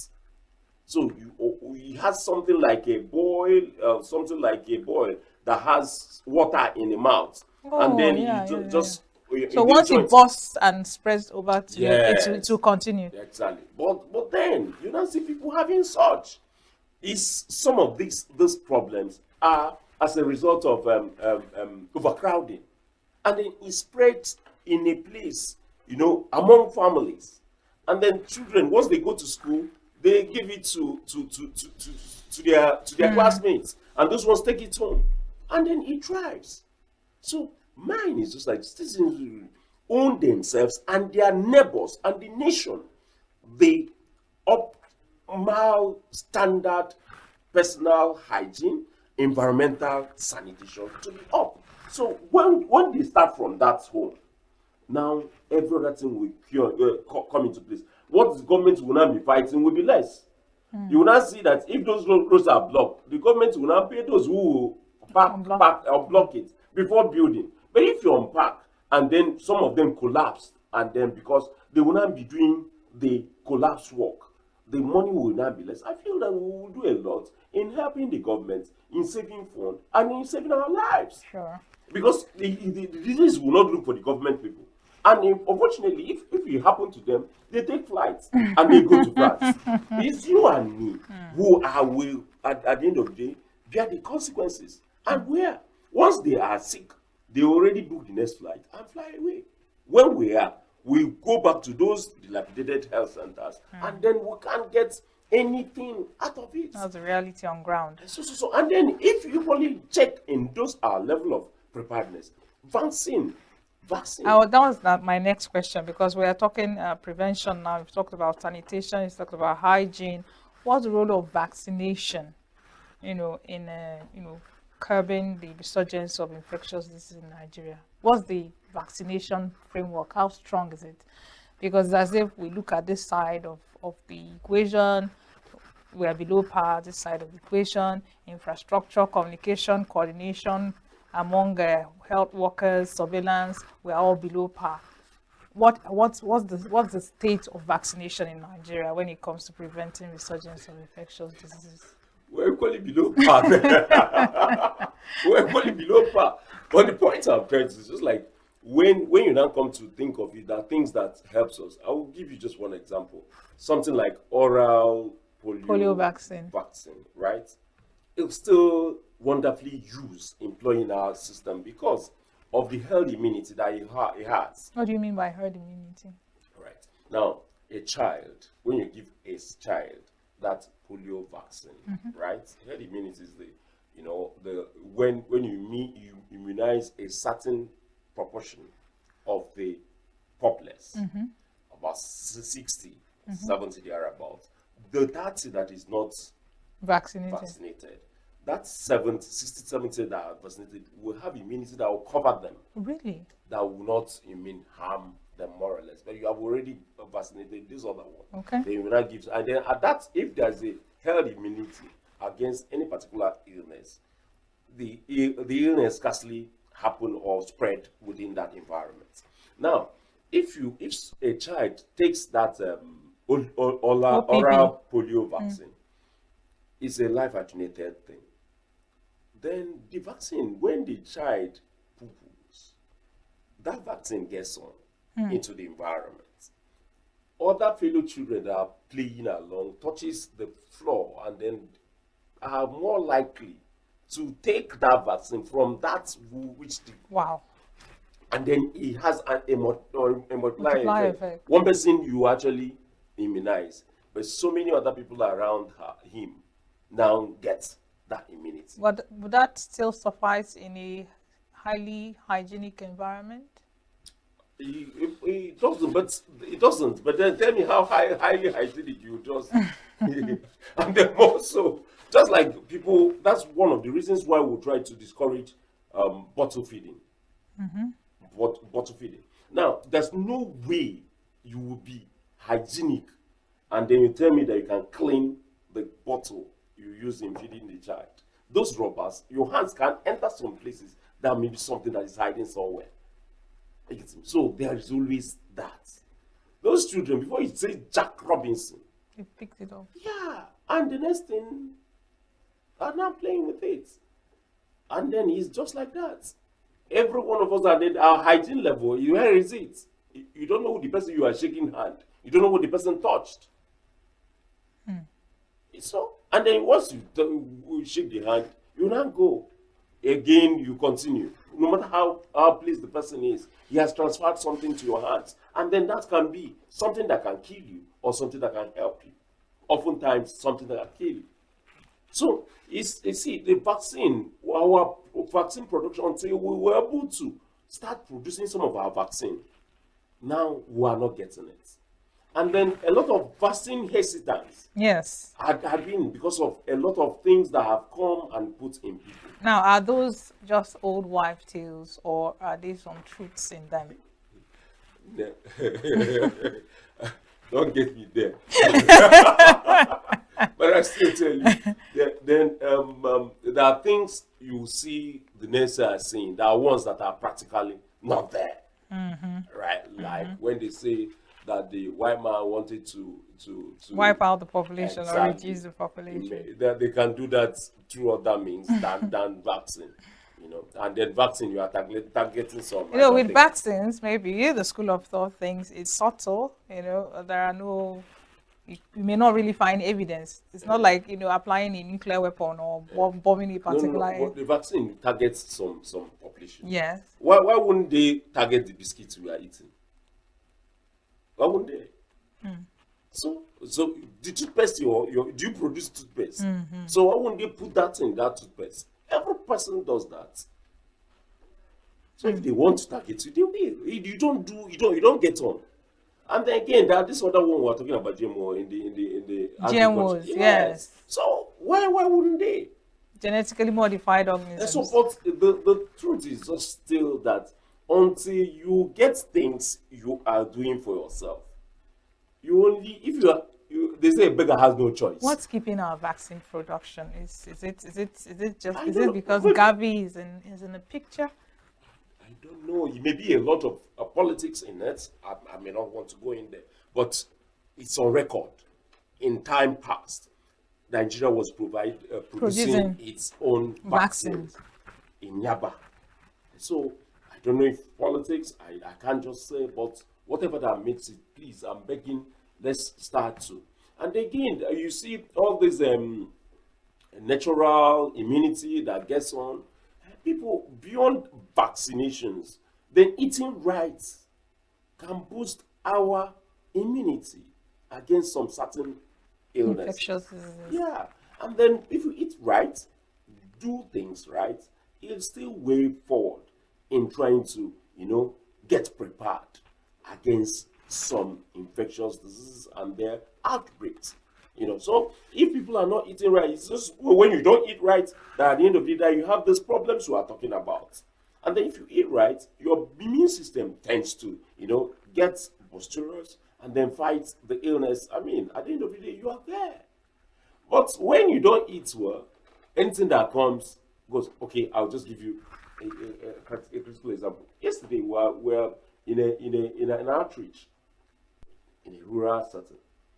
One woman walked in and she had her blood sugar checked. Mm-hmm. Do you know what it was? 406. Oh my goodness. Now, And she was still walking. working and moving. So then when I asked her, she now said that each time she eats apple, it affects her. Oh my. Now you now see those things they can. Then after the counseling, she was when we were talking, she now told me that he runs a family though, but you don't know that he's certain. There is no way we can't stop talking about eating rightly. Because when you eat rightly, you energize your body, prepares it to fight against the disease. I feel it's the worst start. And then even these natural things that you see, the sun is very, very important in building our immunity. Vitamin D that comes there had been proven to be a wonderful precursor for this immune system. Okay, so you do exercise and you get some things converted, and then you are on your own doing well. So I don't think we are getting it right. Hunger in the country, the large population we are having now. What again? The poor state of health facilities. This had compounded our problems and makes this preparedness and resurgence a talk of the town thing. So how do you think we can begin to strengthen our health systems, regardless of, what government is not doing right? How can practitioners and the citizenry begin to strengthen? Because there's this argument that says Nigerians are the most, what's the word now, undisciplined. Yet when they are outside the country, they are lying. Someone said, no, it's not Nigeria, that even if you bring a white man into Nigeria with its institution as corrupt as it is, he too will do the same thing in Nigeria, does. So how do we begin to strengthen our health institutions? Take government out of the equation now. How can health professionals, stakeholders, aside government and the people, how can we begin to strengthen our health systems? There's no way you take government out of it. Why? But we have our own roles. Yes, but We'll still talk about government though, but what I'm trying to say is just like those health practitioners, are you getting me? If they come to provide these services, they will be costly. Check out the private setups. yes. Their processes, their bills are out of this world, because even the cost of doing business is very, very high. And that's why I say you can never take out government out of it, because government controls those ease of doing business. See the taxes here and there, then they can just go out of business. So now you see the trend. Every Tom, Dick, and Harry in this country want to go out of this country. So you're not encouraging them. So you're not getting the right mix, because they feel they'll get better. Part of what they are getting in those claims you are talking about is that you see that the welfare package for those people are good. For me, will start by encouraging a favorable, livable, workable welfare packages for the health professionals. It's when that person now can be sure that somebody is taking care of his welfare. He now can think on how best to like put into the system. But if he's not taking his welfare, he will put his welfare first, and then there's nothing he can do about it. So now you are trying to tell me, oh, that's the time I will do something. They will tell me, are you the only doctor? Money. I said, what does that mean? So what you're saying is being altruistic. And then how many people in this country, in this present country, will be altruistic to that level? You want to do something right, you want to do it correctly, and then ideally we go to the same market. I give you an example. Somebody comes to me and tell me, Doc, I have my friend is sick, a mechanic that works my car. My friend is sick. Please help me with this. I will not say, okay, no problem, I will. The same mechanic, when my car spoils, when I get it, he will charge me triple the amount that he charges ordinary person. You know, I say, Doc, oh, not me now. So where will you make this end meet? So that I'm trying to say, those doctors, those health professionals, they are still human. They go to the same market. And then you want them to do these altruistic things. You know, put themselves there and then get the system work. Be that sacrificial lamb. But at the end of the day, that's where sometimes in the past, in the modern Igbo way, in the traditional Igbo way, they will not, those people, they will take care of them. They will say, they be exempted from Taxes. Yes. So you now see that that person is now putting his all his own into that. And our reward system now, nobody rewards hard work. So what would the hard worker do? I say, also so go doctor. Exactly. You get a lot of backlash when you go the extra I mean, mile. so if they are going there, say, is it Onyaka Igata? Then you still have to go back and they be in that back wagon. Because you are measured with those people who just ocharabute. So you're not doing it. So we really had to change our system, change our value system, try to honor people who had done, just like we try to remember Adidi, who had celebrated. Any other person that comes saying, no, I can't.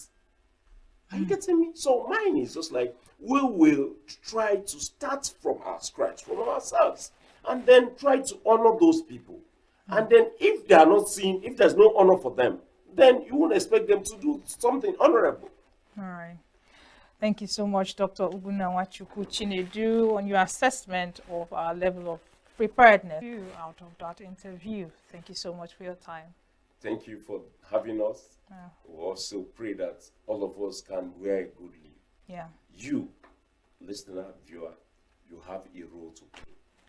Just do your own rightly, and then the world will start changing. Peter will always say, a new Nigeria is possible. And then I feel a new health system is It's possible. also possible. And then we can do it together. Absolutely. Don't go anywhere. New Day continues right after this break. To stay with us. Every second, every minute, every day, news is breaking, events occur, and there are new developments. At Signature TV, we follow these stories objectively, bringing all sides without bias, explaining the complex issues, breaking down the numbers, and investigating the issues behind the news. Anywhere and everywhere, near or far, wherever the news is, we will be there. Signature TV. News in your pocket.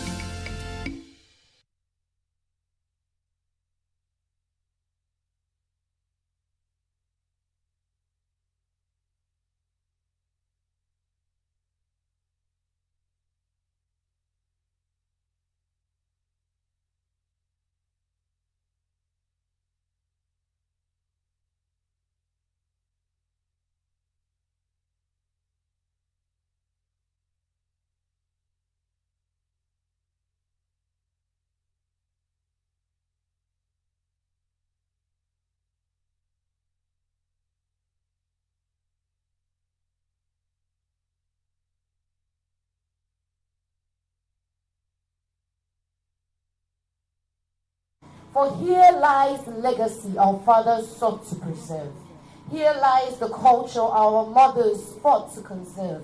Here lies that which Ndibo took a stand for. Here, dead, killed by our own hands, lies that which makes us Ndibo.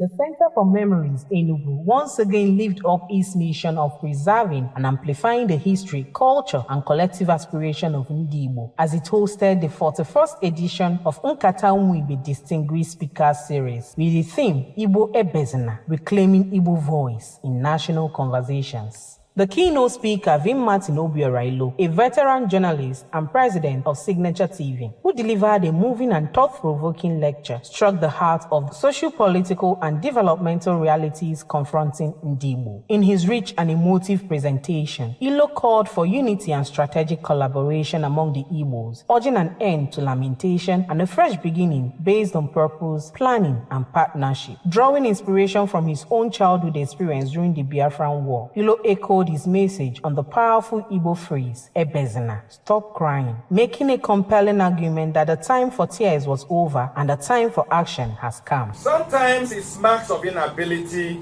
of a person or group to identify challenges, confront it, overcome it, and rise above it. So today, I'm arguing that this crying by Igbo people needs to stop. Igbos have cried enough.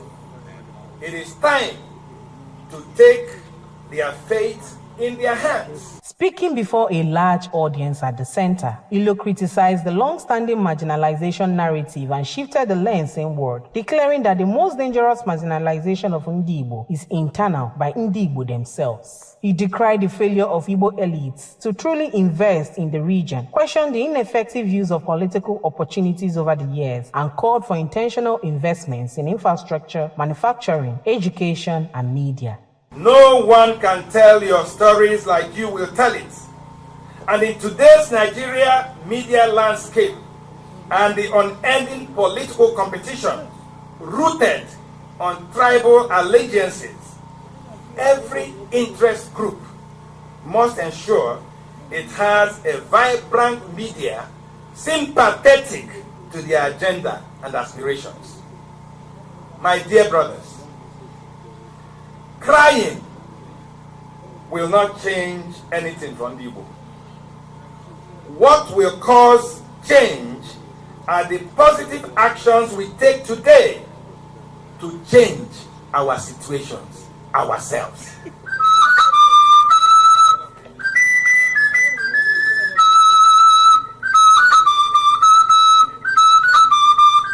Speaking on sidelines, the traditional ruler of Aduachi in Oji River local government area, Igwe Sunday Ora, agreed with the keynote speaker that Ndibo can achieve more as a team than in isolation. He said the much repeated phrase, Igbo Enweze, Igbos have no king, should not be a limitation, but an invitation to create a consensus-based leadership culture.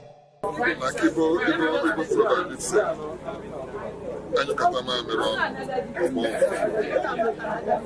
meaning it's only when you work with as a team that you can make a meaningful achievement. And we need to come together as a family. The event's organizers appreciated Ilo for what they described as a rich and deeply reflective delivery, noting that the topic was not only timely, but that the guest speaker was accurately chosen to deliver on its weight and urgency. Speakers like Vin Martin, are rare to get. So you grab him, when you know he has a free space in his itinerary. So we grabbed him, when we knew he was free to speak this edition. And the choice of the topic, very apt. Following the keynote speech, an interactive question and answer session allowed members of the audience to further engage with the speaker on aspects of his presentation. Many participants added their voices in agreement with the need for a unified Igbo front to confront contemporary challenges and reposition the region in national discourse. We need to help others to climb. When he referred to Tinubu, he was trying to say that we need that Igbo person that will come out and take that power by force. And let us support that person. so that the person will take it and make a mark.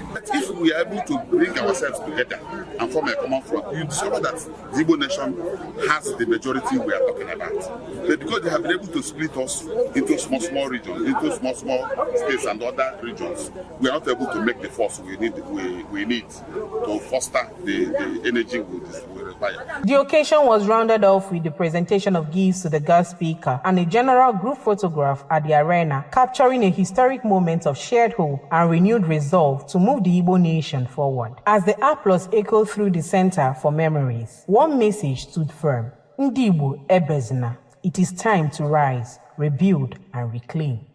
In Enugu, Chinemere Mikebunam reporting for Signature TV News.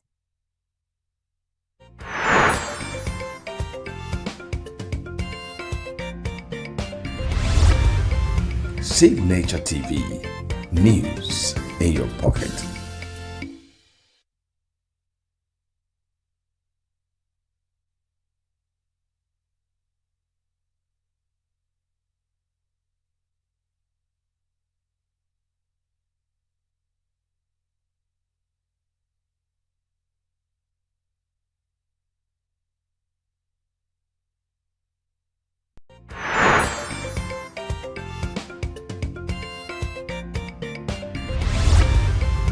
Signature TV, news in your pocket.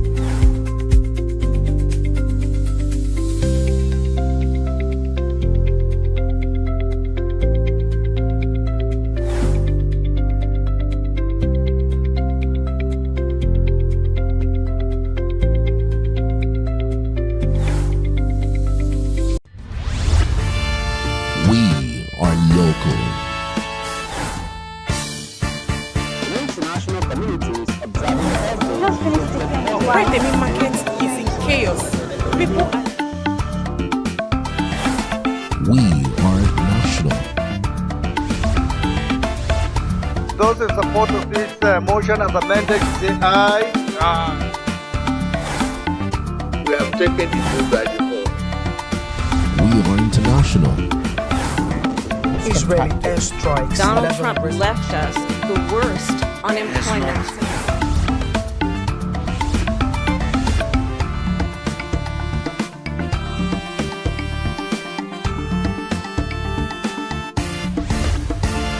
Signature TV, news in your pocket.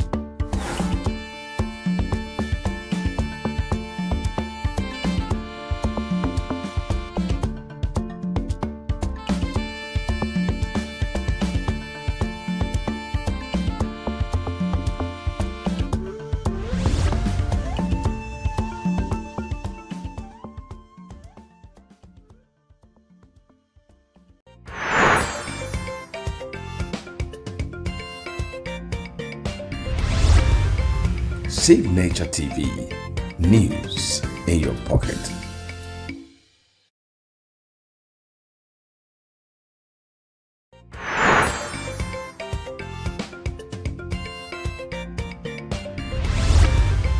Signature TV, news in your pocket.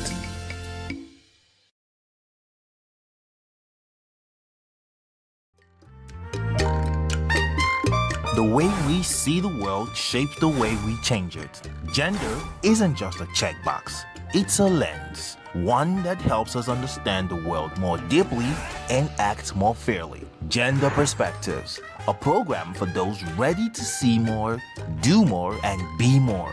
Designed to challenge assumptions, ignite conversations, and build inclusive solutions across every sector of society. We are not, fighting the men. We are not saying we are equal in terms of rights. We're only asking they should recognize our existence. Join us on Gender Perspectives, showing every Saturday by 4 p.m. Repeat every Wednesdays by 5 p.m. and Thursdays by 3 p.m. Change begins with perspective. Let's widen yours.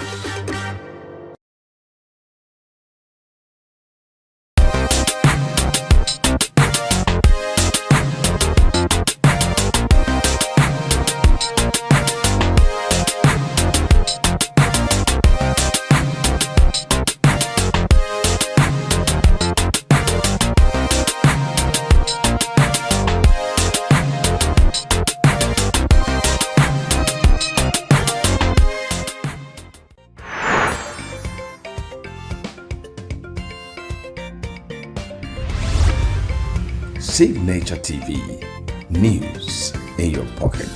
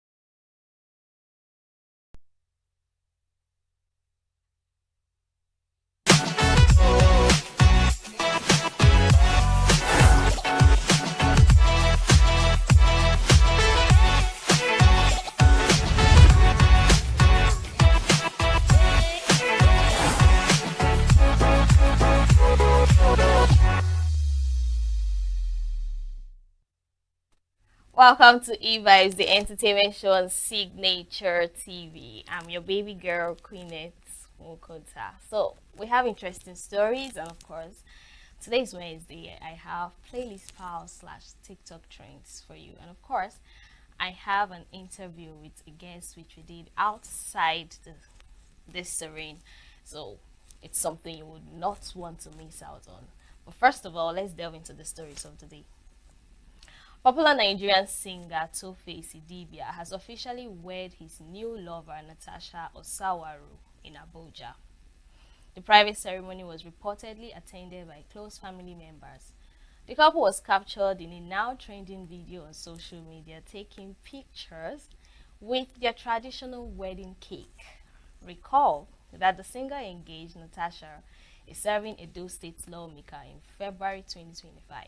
A few days after he announced separation from wife Annie Macaulay. So these have actually been trending since last night. Yeah, this video popped up last night, and it started trending this morning because most people do not know. Like they said, it was a private wedding with just family and close friend. And of course, comment section would do what they know how to do best. You know, they people were asking why is Two-Face getting married in this kind of serene? Why is it in this kind of celebration? Why are they doing it like this? Why is it going on like this and all that? And someone, I think there's some comment I read. they called Two-Face a housewife in that particular comment. They called Two-Face a housewife. I don't know why. But another person asked the question, why the rush? I thought you just got out another marriage and you're already married. At the end of the day, both of them, it's their choice. They decided to get married and they are married. We should just get used to it and live with it, right? Alright, let's move forward. Grammy-winning Nigerian singer Jamini Ogulu, popularly known as Burna Boy, performed at the England Women's Euro Trophy Parade in Buckingham Palace on Tuesday. The African Giants joined the Lionesses, who defeated Spain in 3-1 on penalty after drawing 1-1 in extra time to retain football's European Championship. On stage to perform his hit song For My Hand, he celebrates with them buzzing and bouncing. Now recall that Burna Boy also made history as the first ever African artist to perform in a Champions League final in 2023. Burna Boy and Brazilian pop star Anitta were the headliners at the 2023 UEFA Champions League final kick-off show. So, Odogu, they call it, let me sound like them. He is called Odogu for a reason. Yes, most people would say, he always performs in things like this. How come we are finding him in a women celebration for the UEFA championship match, and people would be like, it's not something he would do on a regular day or something. I just feel that most of our musicians know their niche and what they want, right? I mean, if he's invited and the pay is good, why not? Why not? If not, congratulations to them in any ways. We're proud of them, just as we're proud of our Nigerian ladies that won the cup in Falcon. So let's move forward. Big Brother Niger 10/10 housemates Denari and Damboskid have claimed that the series of fights among their colleagues and the tears that followed the Tuesday night were staged. There were a series of heated arguments in Biggie's house on Tuesday night, including Cohen versus K-Bobo, Mensah versus K-Bobo, Ibata versus Ortega, and Ruboy versus head of house Jason J. The trio of Cohen, Mensah, and K-Bobo shed tears during their arguments. However, in private chats with Damboskid, Denari instead insisted that Manson and K-Bobo cried to gain the sympathy of the rest of the housemates, especially the ladies. Did they plan to retaliate by orchestrating their own performative fights? Now, someone actually said this, right? This is a statement made by somebody. We, the viewers, we don't know. Let's say, okay, probably they're doing this to gain the attention of the viewers and the ladies and all. I would say that they are entertaining us. They are bringing the drama we always want to see. We've always wanted drama, always wanted something to talk about. And this is a reality TV show. In as much as we don't understand why they are crying, like, why are you crying? Right? So, in as much as we want a reality TV show, why are you crying? That's number one question. Number two thing I want to say is, it's the vibe of the Big Brother Naija. We want entertainment, we want drama, we want engagement, and I feel they're giving it to us, right? We always want something to talk about when it comes to reality TV shows, social medias and all, and here they are giving it to us. Maybe they should try another strategy, because when they say it's a strategy to get the ladies and the viewers, maybe they should try another strategy. I just feel maybe they're overwhelmed too, right? Because people can react in so many ways. But I thought they say men do not cry. Scratch that. All right, let's move over to the foreign scene. Fans of late metal star Ozzy Osbourne will be able to see his funeral cortege travel through his home city in Belgium, UK on Wednesday, according to media reports. It is expected that at 1 p.m. local time, 1200 GMT, there will be a procession that will pause at Black Sabbath bench and bridge. The funeral service itself will be private. Known to fans as the Prince of Darkness and the godfather of heavy metal, the frontman of 1970s heavy metal band Black Sabbath, who earned his infamy biting the head of a bat and on stage and pursuing a drug-filled lifestyle before reinventing himself as a lovable, if often full-mouthed reality TV star, died on July 22nd at the age of 76. And Black Sabbath delighted tens of thousands of being amused at the antics of his family. In his final concert on July 5th in Birmingham, Osbourne performed sitting, at times appearing to have difficulty speaking as he thanked thousands of adoring fans, some of whom were visibly emotional. Osbourne's performance followed a number of tributes on stage and on stadium screens from rock and pop music royalty, including Aerosmith's Steven Tyler, Metallic's James and Hetfield, and Elton John. Take a look.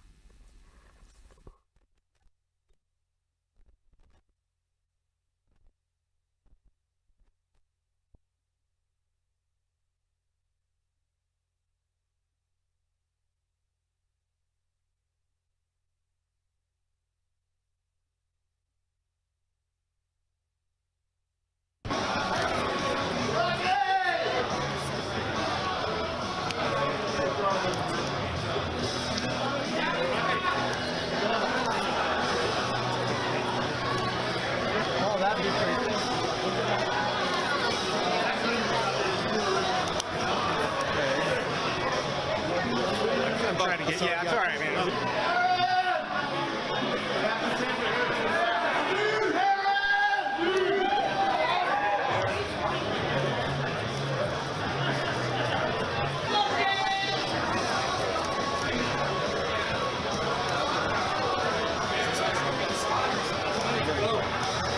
Hold that up again.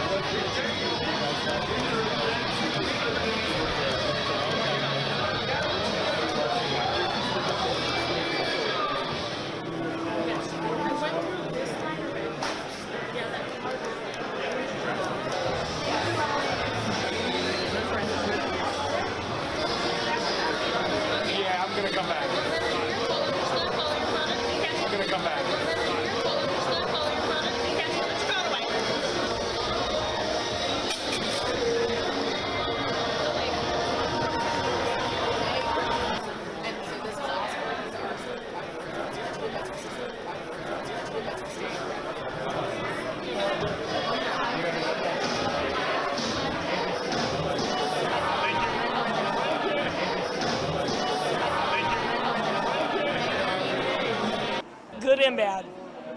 Yeah. Oh, I know it. So this is happening. Yes. Yes, it is. I went all the way to England to see him, and I'll do it again. Sorry.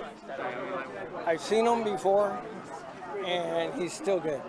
He still has it. But I wish him the best, though. What makes Ozzy so important for you? Like that you come out here at 3 in the morning? Well, as a vet, he got me through rough spots during my wartime overseas.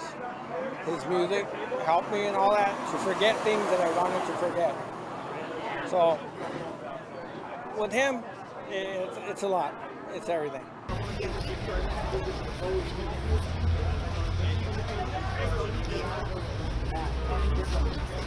Right here for War Pigs! Right here, Ozzy! On your right, Ozzy, on your right! Ozzy, on your right! Ozzy, up here! Ozzy, up here! Ozzy, do it again!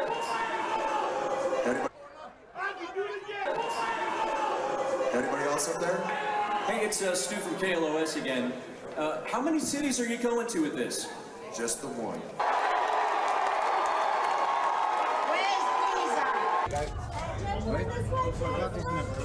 Okay, next one, Ozzy. Here we go, great stuff. And again, lovely. And then guys, if you can all hold them out for us. So just hold them out like Ozzy. Guys, all like Ozzy for me. No, all hold Ozzy, thank you.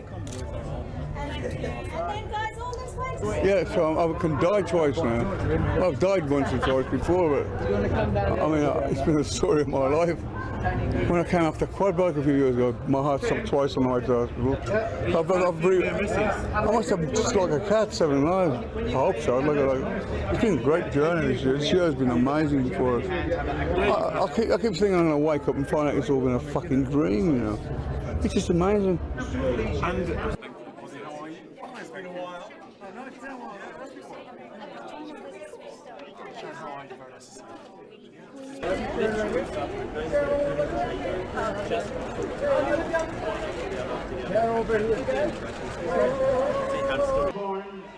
don't know if you know it, I'm on the World Board of the U.S. Hillary. We visit our troops all over the world. And I want you to know that Ozzy Osbourne... Oh my God! Sharon, Ozzy!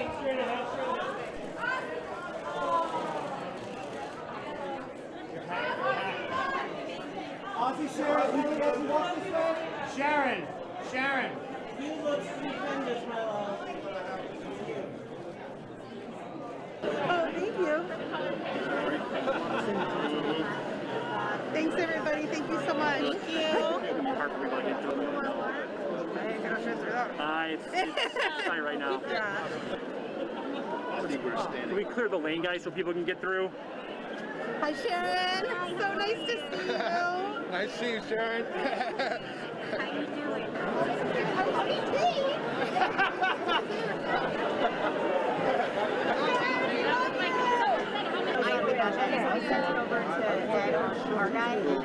How are you, Sharon? How are you at the moment? Because Sharon was saying... I'm still in recovery. I'm still finding it a hard thing to walk. I'm getting there.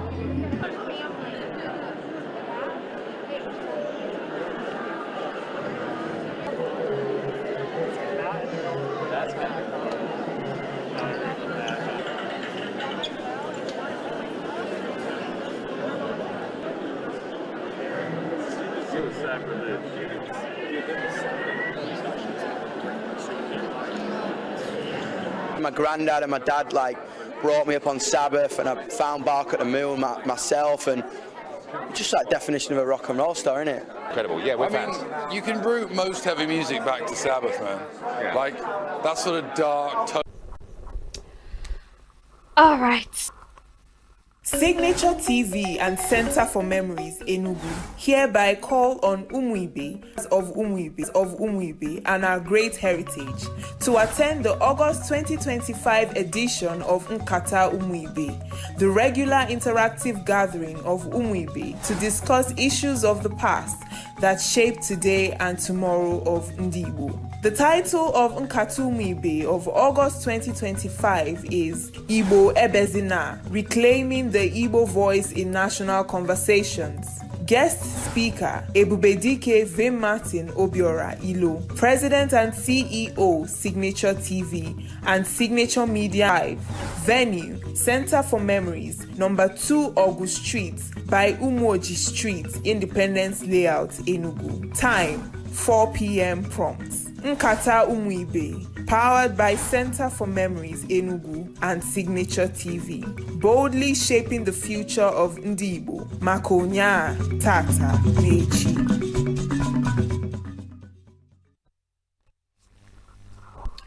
Welcome back. You're still watching E-Vibes, the entertainment show on Signature TV. So here comes the playlist power / TikTok trends. There are lots of sounds trending on TikTok, but this one's got our interest. First on the list is Kafiet Mal by K. Javari. This is a French song, so take a look.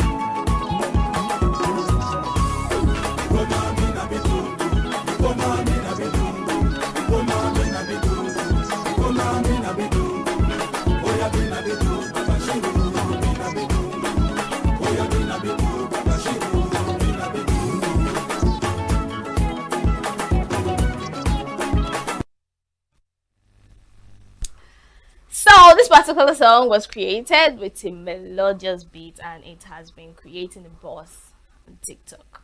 Take a look. I'm addicted to you. I wanna be more me have it to give you my. I'm addicted to you.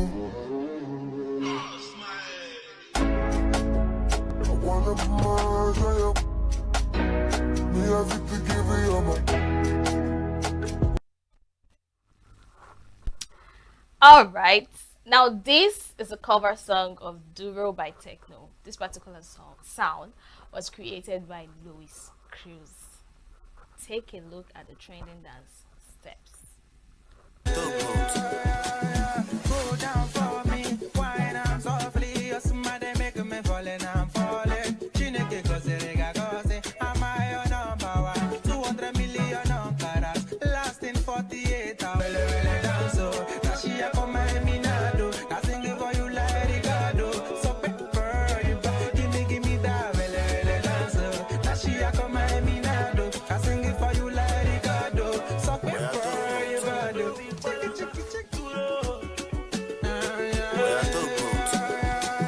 Go down for me, wine I'm softly. Somebody make me falling, I'm falling. Chineke goze, am I your number one? 200 million on caras, lasting 48 hours. Fuck all the babes, I'm nonchalant. Give me that, well down so. Now she a come and me nado. I sing it for you like Ricardo. The thing about we the Gen Zs is we know how to spice things up. Listen to this melodic Christian chant.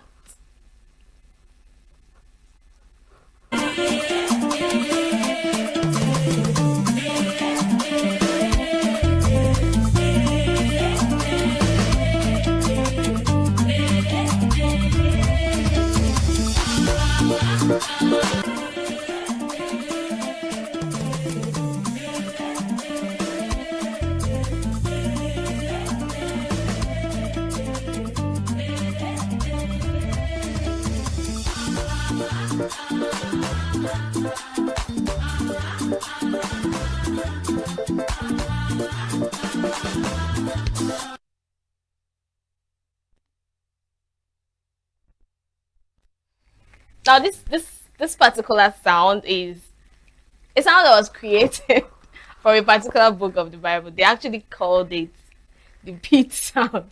So it has been buzzing up on socials. So Pitch is meant for those who dig pit. And trouble is given to those who want trouble. For the joy of dig pit. And trouble is given to those who want trouble. For the joy of the Lord gives me big strength to jump over pit. I beg oh. Who dig this pit for me? Who dig this pit go for me?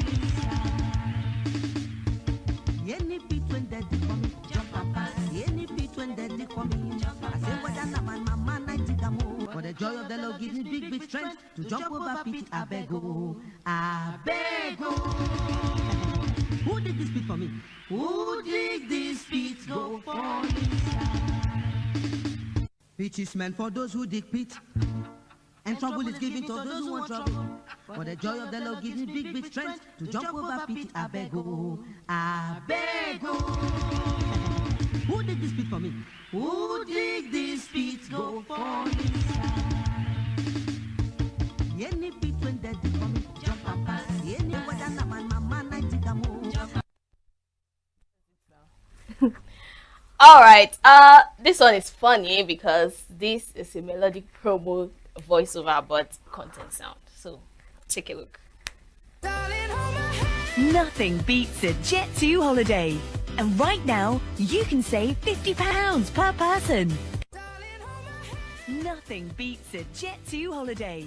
And right now, you can save £50 per person. Nothing beats a Jet2 holiday. And right now, you can save £50 per person. That's £200 off for a family of 4. Hi, I hate black. Hey, I know the black. Hey, I know the black. Hey, I know the black. Hey, I feel the black. Hey, I must black. How much black? No, I know the black. I must black. I must black. Hey, I am the black.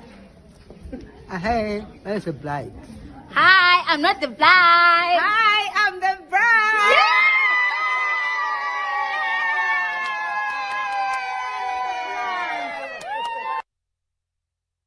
Supposed to say, hi, I'm not the bride. You know how they do it on wedding days and all that. So they were literally saying things we do not understand. But of course, it's not easy for our grandmothers to join us on content like this, is it? No. All right, we'll go on a short break. And of course, I have an interview to reveal to you. We had with Mimi Wachuku talking about what they do not tell you about being an MC and an event host. So take a look. Signature TV and Center for Memories ENUGU hereby call on Umuibe and lovers of Umuibe and our great heritage to attend the August 2025 edition of Nkata Umuibe, the regular interactive gathering of Umuibe national conversations. Guest speaker Ebubedike V. Martin Obiora Ilo, President and CEO Signature TV and Signature Media and Development Foundation. Dates Friday, August 1st, 2025. Venue Center for Memories, number 2 August Street by Umoji Street, Independence Layout, Enugu. Time 4 p.m. prompt. Nkata Umuibe, powered by Center for Memories ENUGU and Signature TV, boldly shaping the future of Ndibo, Makonya, Tata, Mechi.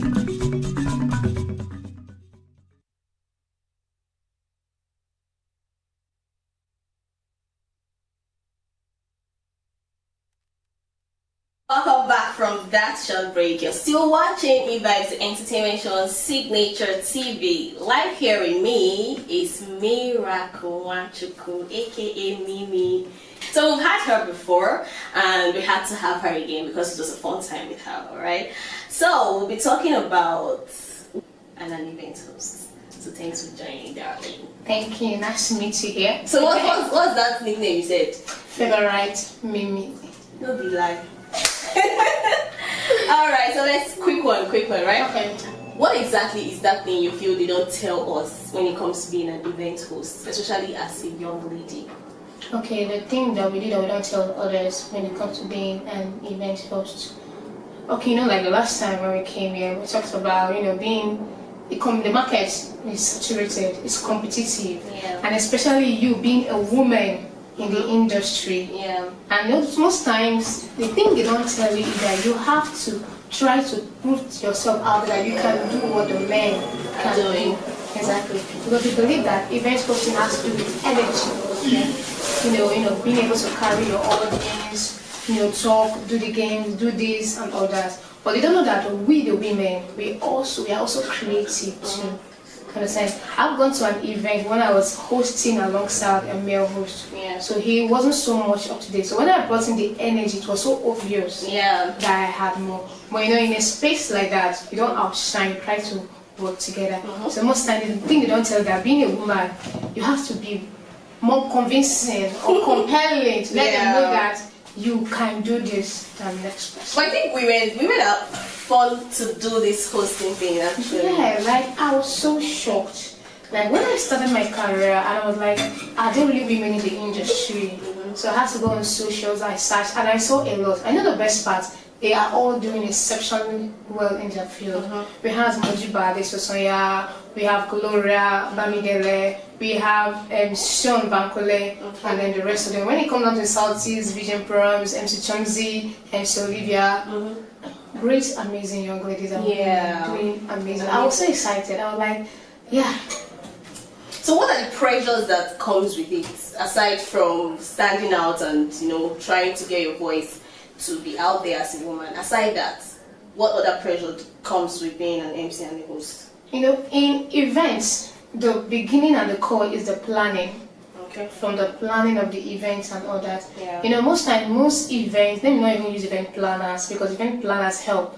Most companies, people that want to do an event don't really know exactly why they are hosting an event or what they want to achieve from an event. Okay. So from the beginning is the planning. Is the planning. And then the planning has to talk about the audience, the kind of people, the kind of guest speakers and everything you want to achieve in the audience. And when you don't know your why for the event, when you bring in the host, and when we ask you your why, what you want to achieve, what do you mean by why? Sorry. What do you mean by why? Your why. Okay, for example now, if you are hosting a tech event, it's simply tech. Everything there is tech. You don't expect to, have fun, play games. Okay. But then some hosts will now want to be like, there should be like a dancing competition in a tech event. Music in a tech, music singing, talent show in a tech event. Maybe to give people awards and the rest of them to show that, There should be fun. There should be fun. But you now mixed objective. So now you're the pressure. The funny thing is that when all these things happen, nobody calls the events planner's name. Who they say that MC is boring, that MC is this, that MC is that. But they don't know that you are just delivering the scripts they gave you. I do that too. And you can't even come and tell the audience, the people that called me for this event. They didn't tell me what to do. Exactly. So just now we ask the why. Why are you hosting this event? What do you want to achieve? And when we don't get it, and most of them don't even know. People assume that MC is just talking. Standing there and all that. So aside just talking, because even before I got to you, I felt it's just talking and building your confidence. So aside that, what else is into MCing? We are also seen as public speakers. Okay. Because aside the talking aspect, basically anything that has to do with MCs that comes to people's mind is just basically talking. Being able to talk to people, talk to an event, organize them, and then the rest of them. But then, aside from that, we are also seen as teachers, public speakers, people that help boost your confidence. Okay, I was talking to a young friend of mine. She just wrote jam recently. Okay. And then she's always shy. She's an introvert. Okay. She's an introvert. And then she doesn't talk to people, even in the bus. She can sit in the bus or her phone till she gets to her destination. So one of the days she told me she started a business and then she started talking to people in the bus. I was like, how? From where to where? What happened? She said she got it from watching me. I said, watching me? I don't remember coaching anybody. Yeah. On speaking. So maybe to understand that in as much as we talk on stage, our life also influences people. Okay. Who are not so bold in talking to be able to speak. So we are also influencers in a way. Alright. So there are people that have a dream and the passion that wants to, but they don't. So aside talking, we also influence people to also be their bold self. Because you see, if that girl can do it, you too can do it. So aside talking, we actually influence people positively, and then basically we talk too. So let's bring it back to talking. You guys talk for a living. Yeah. Let's put it that way. Let's make it what we do. Okay. Alright, so have you ever been in a situation whereby you had a wardrobe malfunction? Okay, there was an event. I wore a gown. When you just, after your fashion designer makes up the dress for you from the house, you look at the mirror, it's looking on that, it's not glorious. That one at the back, you don't expect. There's the fall of glory or the land of doom that happens. Yeah. I know some people working so everyone, you're working so slow. People think you're catwalking. You ain't catwalking, sister. So wait, are you meant to, let's assume the zip of your clothes, something happens. So you're meant to go on stage like that? Sometimes, if something like that happens, most times you let the convener know, and there's a DJ, a musical interlude. You play the music. So the best thing you can do is just quickly maybe move to the side. Okay. Then maybe introduce the next speaker, and then you quickly find a tailor around you. And if there are no tailor or fashion designers around you, you only have one option: buy a new dress. But we can't get a new dress, so in order to avoid wardrobe challenges, what we do is we go with extra clothes. That's why in an event you can see the changing dresses. Some events have like 3 dresses, 2 dresses or more. So and even extra shoes, because you can't even tell what's gonna happen or the energy that might come from the event. Yeah. I know they're shouting, yeah, you might just other things happen. So do you guys prep before coming on stage? Do you do some? Yeah. So like I said earlier, the planning matters. So from the planning, when we get the why of the events and the what and the how, what exactly the event is gonna be like, we start doing our research. Okay. Even we speakers, panel sessions, or talk, we're gonna talk about research on the speakers, research on the topic, to be versatile with it, because you cannot come and introduce what you don't know about. And then we prep, we rehearse. We practice our voices, we rehearse with the mirror, we have to practice even our introductions, the intros, to be sure that we get it right. So we prep. In as much as spontaneity works sometimes, but the practice is very, very important and very necessary. Just like in a hospital, who would rather want to treat you? A doctor that has been in the system for long, consistently teaching patients, or someone that just graduated? A doctor that have been consistently teaching. So, alright. Okay, so I think I want to tilt a bit on this topic. Not really tilting. Okay. Understand. What have been the most challenging moments? I'm talking about you now personally. What has been the most challenging moments in your life as an MC? Okay, the most challenging moment is that, sometimes hosting events comes like a season. There's a season for it and there's no season for it.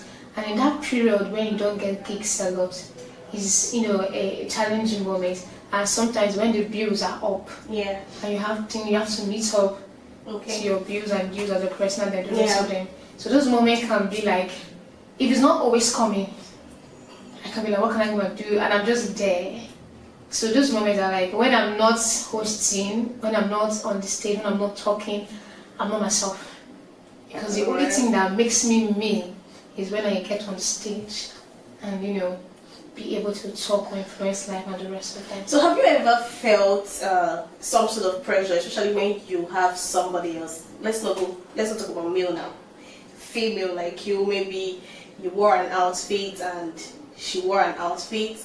Do you feel some sort of pressure that, you're not dressing appropriately or you're not dressing? It's not like you don't know what you're saying, but sometimes people tend to focus on those people, that person that maybe dress better or something. Competitive. Okay. You know, okay, what was that? There was an event we were supposed to host a red carpet. We were 3, all ladies. Yeah. And then I did the one thing I was not supposed to do. I researched about them. Yeah. Oh wait, I was not did? supposed to do that, but I did. I researched about them, and God, I saw their flowers. I saw my flowers. I saw their experience. I was just like, I sank before.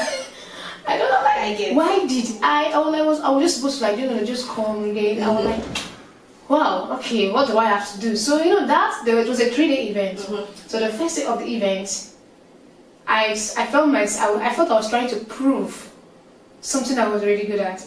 Then the second, I just told myself, guys, you guys are actually the same people, the same thing, they do the same thing. Yeah. So what's it there to prove? So her intro was different, my intro was different, the other person's intro was different. They had their own energies. So I just had to talk to myself. I just had to go to the restroom. I was like, Mimi, you are good. You are good. You know what you are doing. And then the second and the third day, I was just myself and all that. But then the competitive stuff comes a lot. Yeah, so I feel what you mean. So when you're on a shoot like that, take my. But aside that competitive part, you guys don't like come together and agree that okay, when it comes to this side, the introduction part, I'll be the first to do it or not, or you guys just. You allow this person to speak with your head or something. No. Okay, let's say as a red carpet, you already have your intro. Everybody has different intros. So they give you the intro. So no, like you already know the theme of the event. Yeah. So you give yourself the intro. You work on your intro. Something that is easy for you to remember, easy for you to flow with. So now in the event or the day of the event, you just come with your own intro. Now normally. A red carpet event, each person has their own camera stand, and then the rest of them with the camera guys, you know, they bring in people to their own stand to interview for the red carpet. Or most times, if there are not much, you know, media team hand available, it's just one camera, and then you know you get to interview different people, you know, separately. Yeah. So now in the event on that particular day, so because one of them were late, one of us was late. I came on time. They were like, since I was on time, I should take the intro. Or most times, they share it, just like you said. Okay. This person takes the intro. And the other person takes the outro. Outro, exactly. And then everybody gets to interview different persons. Your questions are your questions. So you guys all work together. You guys all work together, like, work together. You know this person, I'm working with this person. So you don't come together to agree.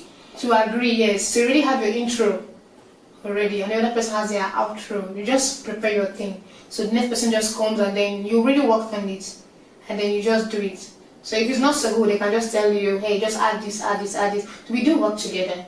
So you know, it just like we do work together. The only difference is that your research, my research, your questions, my questions are different. Nice. So aside the whole, you know, working together and all that, because I've been in an event where I think the two MCs are fighting with yourself. Right? So are you trying to say now that if you don't work together, you would flop yourself on stage? It will show. People can see when there's teamwork and when there's no teamwork. Another thing about being an MC is that most people don't know how to collaborate. That's like working together. Because most times the events might not tell you there's a co-MC till the day. So the best thing to do ahead of time is that sometimes we reach out to the co-MC. Some of them have pride. Some of them feel they know it all, and they won't even want to even let you know share the knowledge. Some of them want to take the shine and outshine. Yeah. So in most cases, when it comes to that, I notice that this person is trying to take the stage. Allow the person. When it's your turn, because there's going to be a part for you to introduce. When it comes to your turn, give your energy. Are you sure they will be your turn? Because most times these people do their thing and they just go ahead. Oh well, at least they paid you for the job. Okay, so you wouldn't. So you have to come up, and the co-MC knows they also paid you. So it's not going to be like, and the convener is going to see it. So in order for them not to have a bad rep on their own name too, they're going to still have to let you come up. So backstage, at the end of the day, you'd have to confront the person, and you're like, I don't like what you do. Backstage, when it comes to the backstage, and you're talking to the person, and the person is giving you all those diseases, two things are involved. Just ignore the person. And when he comes on stage, you put on a smile. Hi everyone. Come on, you go. You're acting industry. Just act it. But we know it happens a lot of the times. Collaboration. When it's collaboration, the energy flows. The events comes. You bring your games. You know, some people are very energetic. Some people know how to flow with the audience more. Some people know how to be more creative. So when those two minds come together, the event is amazing. But when you try to be separate, like it's going to be chaotic, and people will notice it. People will definitely notice it. So what do you think they didn't tell you before joining this MC? Well, I think the thing they didn't tell me is that before you join any field or industry, get a mentor. Being an MC, you have to have a mentor. Because there are people that have been there before you. And if you just jump into something without mentorship or getting coached, you're going to fall a lot. And if you don't know your own yours, you're going to fall a lot because you're going to have issues negotiating your prices, branding. You know, when I talk about putting yourself out there, if, most people think, if you're learning a tech field now, you're doing being a data analyst. And what people want to know is who taught you, how long have you learned, where did you learn from, and who can vouch for you. Now, when it comes to being an MC, you're going to ask questions. Do you know this girl? Because it's not just going to be one person. You know, when the event organizers is asking who's an MC, I recommended you to this person. The question is, do you know this person? How long has this person been doing this and this? So when you don't have a mentor that guides you into the industry and all, you're going to crash. So it's the best for you to just look for the people that are successful the way you know how to flow. And then you just get them, get their books. There are lots of them. We have Judge Daniels. Thank God for YouTube. She has been putting amazing work out there. If you cannot reach her directly, you can reach her online. Get a mentor, get their books, learn from them, ask questions, grow, and then put yourself out there. So if I have started early with a mentor, but later on I got a mentor, but if I started early with mentorship, I really believe that I wouldn't have made a lot of mistakes while starting. But right now the mentorship has started guiding me, helping me to know this is what to do and this is what not to do. It helped me know that this is my field. I'm a corporate host, not a comedian. So stay on it. Yeah, emphasis on that. So there are different comedian/MC, corporate host, and all. All right. So what's one myth about MCing you would love to debunk? Please come again. What's one myth? What's that thing people always say, like a hearsay that you would want to debunk about being an MC? Want to know more? Like one I just said, you guys talk for a living. Yeah. Okay, what more is you have to probably be a professional dancer. You have to learn how to dance, you have to know music, probably become a musician. Becoming an MC. Yes, add it to your, what do they call it? CV. Resume. MC have CV too. Oh God, please! Not like you have to submit a CV to people. Like me, when you're there, you have to show them this what you do. Because if you're in an environment with young stars, like the end, don't know any of those things. So you know how to dance? Oh, please! I have to learn. For the sake of my career. Career is a lie. Or even the music, Boy Spice, Davido, and then the rest of them. You just have to know some lines of music and all. Just know the funny ones, especially for Johnny Drill's. How are you, my friend? And the rest of his loving. I think you guys work with the DJs too, right? Yeah, we work with the DJs, decorators, the people that bake the cake, everybody, because they're not gonna add. If they ask the DJ, do you know a DJ? They'll ask the DJ, do you know an MC? They ask the MC, do you know a DJ? Everybody in the event world, from the planning to the everything, we are together. We need each other, and the rest of them. Alright, so what advice would you give to a young lady that wants to venture into being an MC or a corporate host? Okay, so if you're a young lady and you want to venture into the hosting industry, first of all, don't be scared. You have what it takes. You have the talent. For the fact that you want to venture already, it means that you have the talent and everything it takes to be an event host. Okay, so I want you to believe in yourself. Get a mentor, and most importantly, practice, and don't stop putting yourself out there. When you meet your friends, tell them this is what I do. Let your family know, let your friends know, let the world know, and then one day when you're out there on that stage, it's gonna be like nothing. Trust me. All right. I mean, let's add I think practice makes perfect. Yeah. So thank you so much, Amy, for joining me today. And yes, the show has come to an end. Join us same time tomorrow. Follow us on other social media platform. Don't forget to subscribe. Alright? E-Vibes got it all for you. Thanks for watching and enjoy the rest of your day.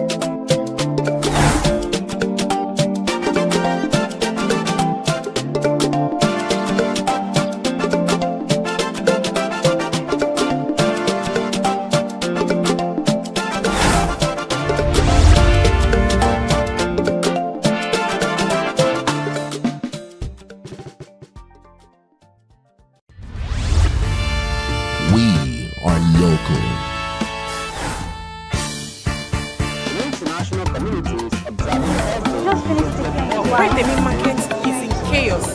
People. We those in support of this motion as amended, say aye. Aye. We have taken the vote by default. We are international. Israeli airstrikes. Donald Trump left us the worst unemployment.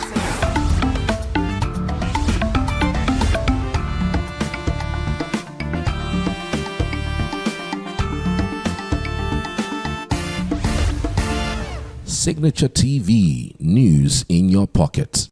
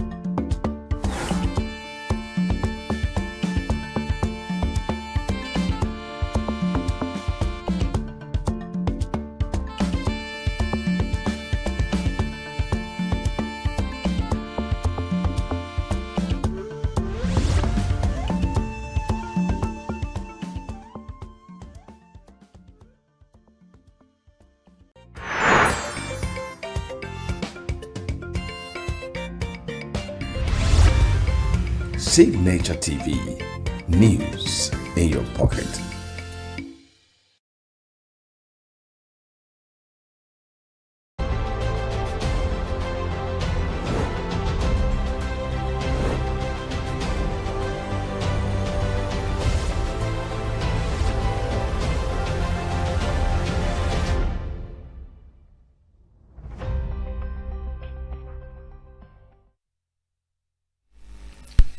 Welcome to From the Correspondent on Signature TV. This is where our reporters bring you stories that shape Nigeria and beyond. I am Emmanuel Tewasi, and as always, we bring you stories done by our correspondents where they get to share their experience on the field. Top on our list today, Holy Mental Health Academy visited Signature TV's headquarters in ENUGU, igniting a powerful conversation on mental health awareness in a work environment. Then we'll look at Signature's President V. Martin Ilo made a bold wake-up call at Ndigbo at the Nkata Umuibe series, urging unity and introspection to overcome internal sabotage. Reaction to Enugu's new electricity tariff slashes rates for Band A customers to 160 naira per kilowatt hour. Then we'll look at House of Rep Speaker Tajuddin Abbas rallies Nigerian youths to grab the reins of power as the youth in Parliament Forum pushes for political revolution ahead of 2027. And lastly, we'll bring you the Minister of Information and National Orientation, Mohammed Idris, doubles down on bolstering media innovation and press freedom at the Media Sustainability Conference in Abuja. The program continues shortly after this break. Every second, every minute, every day, news is breaking, events occur, and there are new developments. At Signature TV, we follow these stories objectively, bringing all sides without bias, explaining the complex issues, breaking down the numbers, and investigating the issues behind the news. Anywhere and everywhere, near or far, wherever the news is, we will be there. Signature TV. News in your pocket.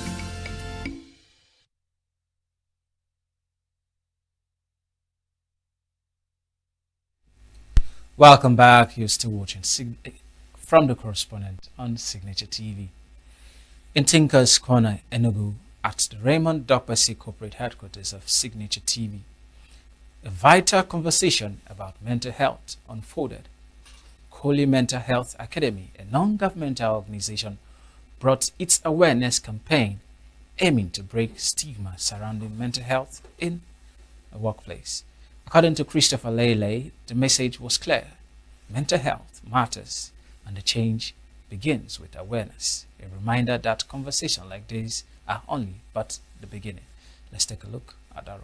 In today's fast-paced, high-pressure world, workers face more than just work challenges. Mental health awareness has been linked to enhanced productivity. Like every other training, there was a practical session where the staffers were engaged in some tasks. Okay, please, 5 in one group. Then choose a leader and group name. Leader and group name, please. She has now. Leader and group name, please. She has now. If I'm not operating as a team, give her team. Give her. I don't know your group. Let's give me one more. Somebody has been here. You have been here now. Somebody has been here. You have been here now. It's anywhere. It's anywhere.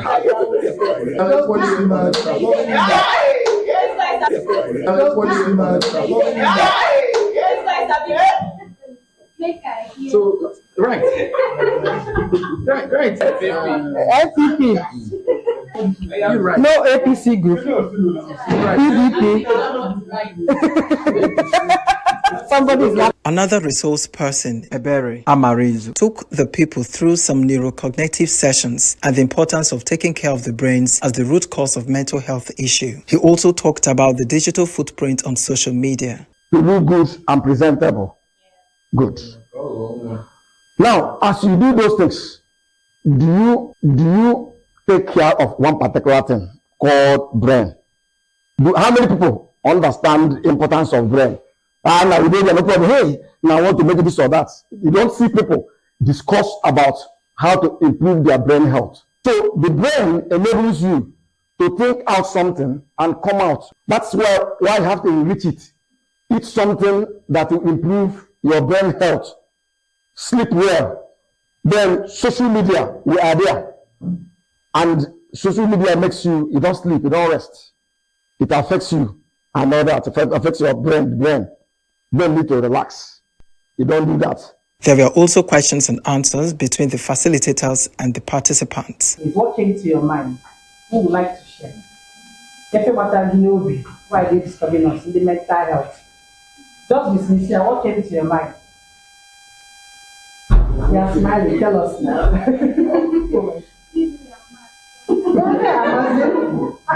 So no guy have noticed that these things they enter our brain somehow. We don't normally do.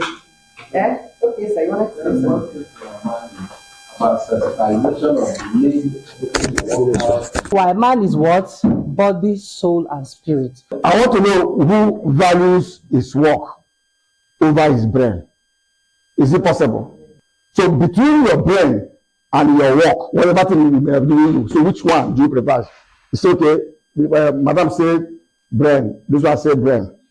Okay, now between your brain, how often do you take care of your body the same way you take care of your brain?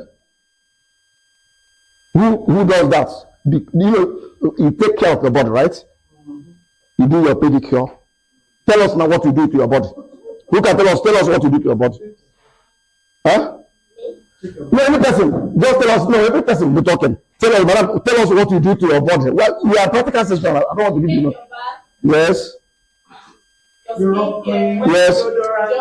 Yes. The state of physical and mental well-being of every individual impacts greatly on his level of productivity, both at home and in workplaces. This makes awareness campaigns such as this necessity in every work environment for the good of both the employees and the organization. Christopher Lele, reporting for Signature TV. In a powerful address at the Nkata Umuibe Distinguished Speakers Series, hosted by Center for Memories, Vim Martin Obiora Ilo, president of Signature TV, challenged Igbo community to confront the difficult truth. Ilo dismissed the familiar narrative of marginalization, urging Indigo to look inwards and address internal sabotage by their own elites and leaders. He emphasized the need to re-strategize, collaborate, prioritize the region's shared interest over individual ambition. Chinemerem Ikegbunan says Ilo's speech was a clarion call for a regional reawakening and a reminder that progress begins with confronting uncomfortable realities. For here lies the legacy our fathers sought to preserve. Here lies the culture our mothers fought to conserve. Here lies that which Ndibo took a stand for. Here, dead, killed by our own hands, lies that which makes us Ndibo. The Center for Memories, ENUGU, once again lived up its mission of preserving and amplifying the history, culture, and collective aspiration of Ndibo as it hosted the 41st edition of Nkata Umwibe Distinguished Speakers Series with the theme Igbo Ebezina, Reclaiming Igbo Voice in National Conversations. The keynote speaker, Vim Martin Obiorailu, a veteran journalist and president of Signature TV, who delivered a moving and thought-provoking lecture, struck the heart of socio-political and developmental realities confronting Ndibo. In his rich and emotive presentation, Ilo called for unity and strategic collaboration among the Igbos, urging an end to lamentation and a fresh beginning based on purpose, planning, and partnership. Drawing inspiration from his own childhood experience during the Biafran War, Ilo echoed his message on the powerful Igbo phrase, Ebezina, stop crying, making a compelling argument that the time for tears was over and the time for action has come. Sometimes it's marks of inability of a person or group to identify challenges, confront it, overcome it, and rise above it. So today, I'm arguing that needs to stop. Igbos have cried enough. It is time to take their fate in their hands. Speaking before a large audience at the center, Ilo criticized the long-standing marginalization narrative and shifted the lens inward, declaring that the most dangerous marginalization of Ndibo is internal by Ndibo themselves. He decried the failure of Igbo elites to truly invest in the region, questioned the ineffective use of political opportunities over the years, and called for intentional investments in infrastructure, manufacturing, education, and media. No one can tell your stories like you will tell it. And in today's Nigeria media landscape and the unending political competition rooted on tribal allegiances, empathetic to their agenda and aspirations. My dear brothers, crying will not do anything from Igbo. What will cause change are the positive actions we take today to change our situations ourselves.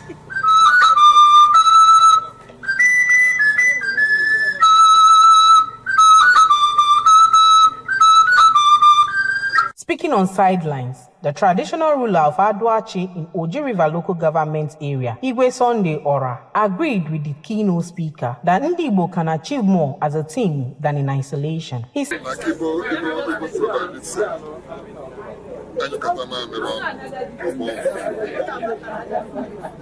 it's only when you work with as a team that you can make a meaningful achievement. And we need to come together as a family. The event's organizers appreciated Ilo for what they described as a rich and deeply reflective delivery, noting that the topic was not only timely, but that the guest speaker was accurately chosen to deliver on its weight and urgency. Speakers like Vin Martin, are rare to get.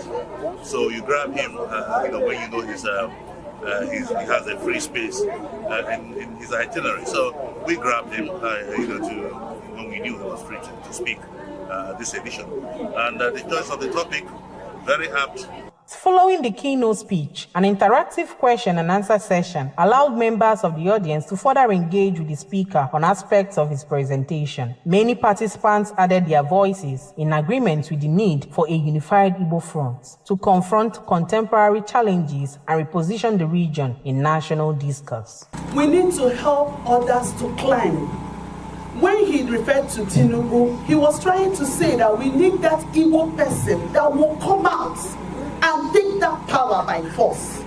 And let us support that person so that the person will take it and make a mark. If we are able to bring ourselves together and form a common front, you discover that the Igbo nation has the majority we are talking about. But because they have been able to split us into small regions, into small states and other regions, we are not able to make the force we need to foster the energy we require. The occasion was rounded off with the presentation of gifts to the guest speaker and a general group photograph at the arena, capturing a historic moment of shared hope and renewed resolve to move the Igbo nation forward. As the applause echoed through the Center for Memories, one message stood firm: Ndị Igbo ebezina. It is time to rise, rebuild, and reclaim.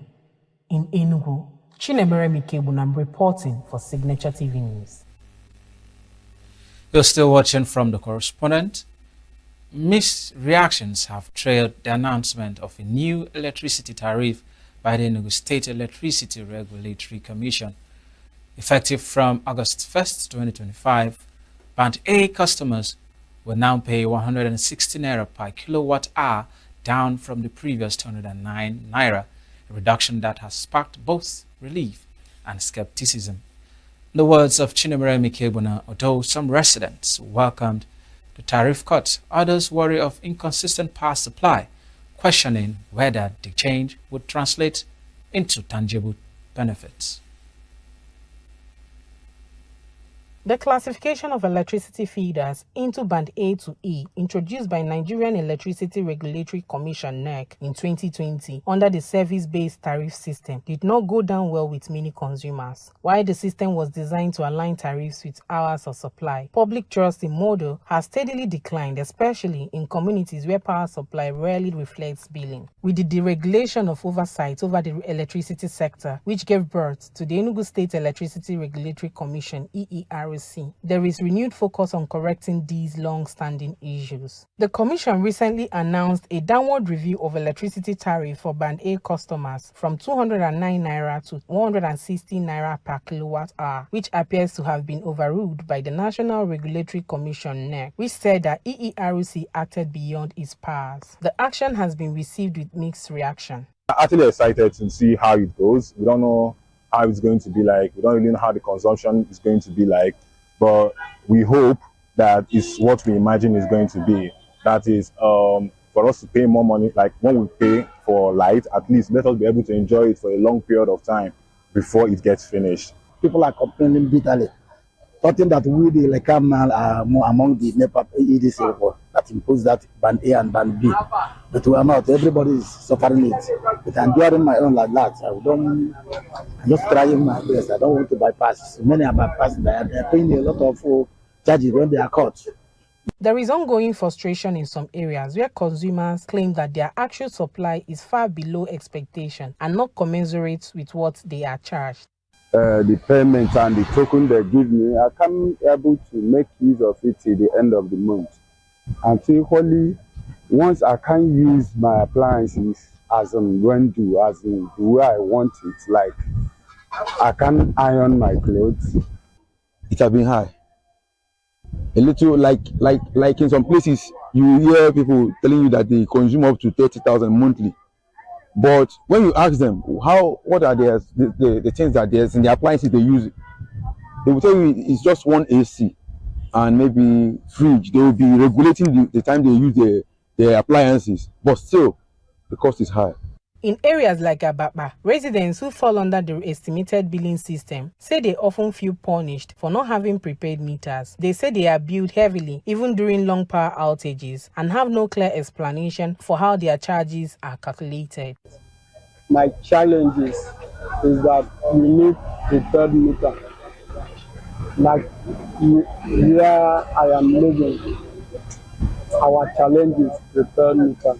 The band classification itself has also come under scrutiny, with residents who claim they are in Band A claiming that they have erratic power supply, even when they receive the premium charge. So talking about Band B, they don't have light. That's the problem. I don't understand this Band A, Band B thing. I don't know, this one have light, this one won't have light.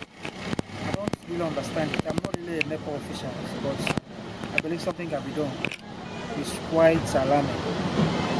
What we spend to get light in our houses is too much. Amid these concerns, the ENUGU State Electricity Regulatory Commission says it is working to restore trust and accountability and has promised stronger monitoring of service providers to ensure that what consumers pay aligns with what they receive. Ruben Okoye, the Commissioner for Electricity Market Operations at EERC, explained that the commission is not only focused on lowering prices, but also on making sure that the service delivery matches the new rates. So, we talk about reduction for Band A. It wasn't like we set out to reduce or to increase. What we set out to do was to ascertain the cost for manpower to do their business in Enugu State. And they have different cost buckets. So they submit their data, information about their costs. What does it cost them to buy power? What does it cost them to do their expenses, the operating expenses? What will it cost them to invest in the network? We want to buy transformers, we want to do metering, and all those are investments that they need to make. So give us the costs. So they give us the costs. He further stressed that this intervention marks the beginning of a more transparent electricity market in Enugu, one that prioritizes fairness and consistent service.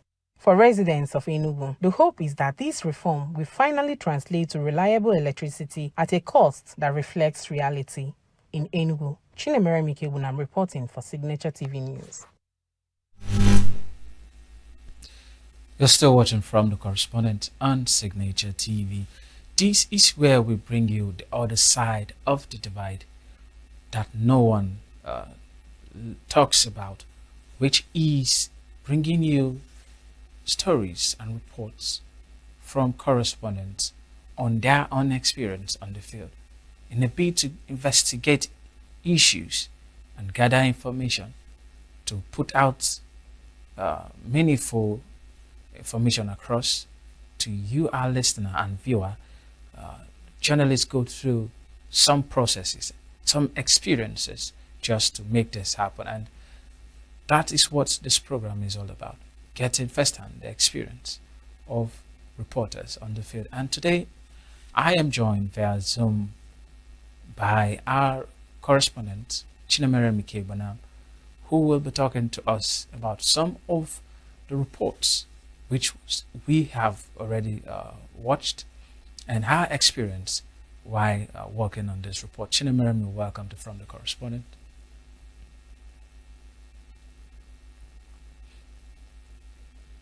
All right, Chinemere, we have the new electricity tariff court, then we have Nkata Muibe. Let's start from the first report, which is the Nkata Muibe.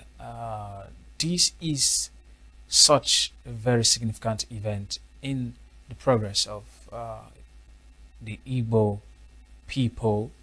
You were there. Can you please give us an overview of what this event means? Why did we have this event at this time?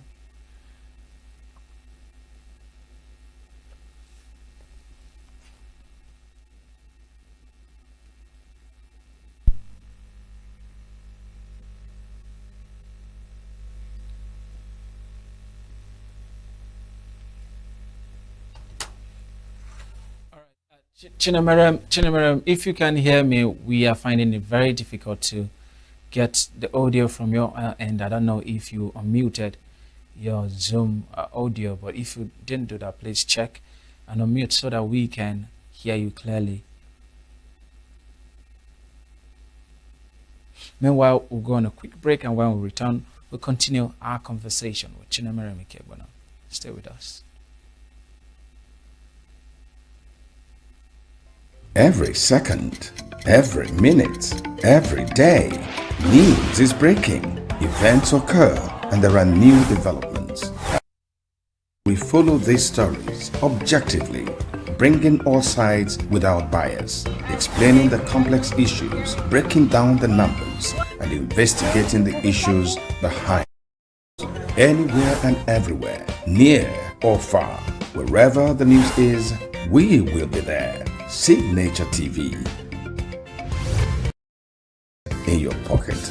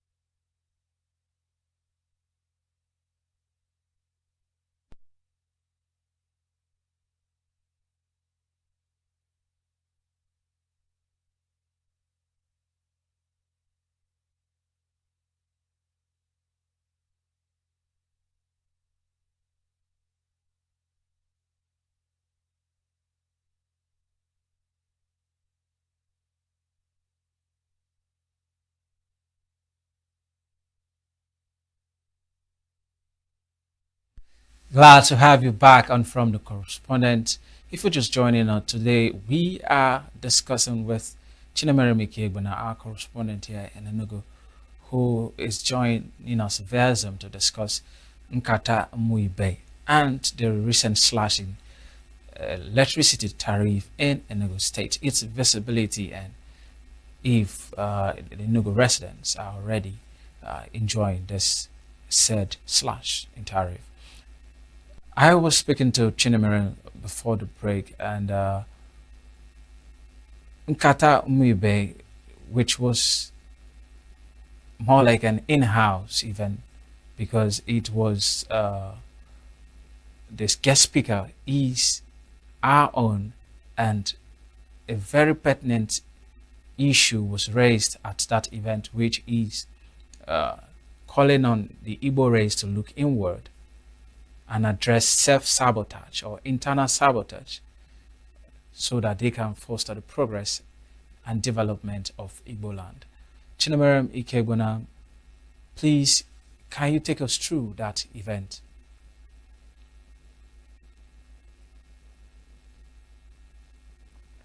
Can you hear me? All right. If you heard what I said, can you please take us through the Nkata Muibe event? Okay, like I was saying, the Nkata Muibe event is something, it's a monthly event that happens every first Friday of the month. And this particular Friday, August 2nd, August 1st, we held another Nkata Umuibe with the topic Ebezina, and the guest speaker for that event was the CEO of Signature TV, my own boss, Vin Martin Obioraido. So we had to prepare ourselves, yes, as a reporter that will also be covering the very first Nkata Umuibe that the president of Signature TV will be, will be talking as the guest speaker. We had to go extra miles to, get to the venue and see things for ourselves. And getting to the venue, we are actually, which is the Center for Memories. We were taking around the venue where, they have artifacts, memories, things that showcases Igbo heritage and all that. And with what is happening at Nkata Umuibe, or rather what happens in Nkata Umuibe, and also, the fact that this set of organizers has actually decided to do something to gather the Igbo ideology, to bring, the Igbo heritage back to the society. We saw people, it was more like a collection of series of Igbo speakers that comes speak on different topics.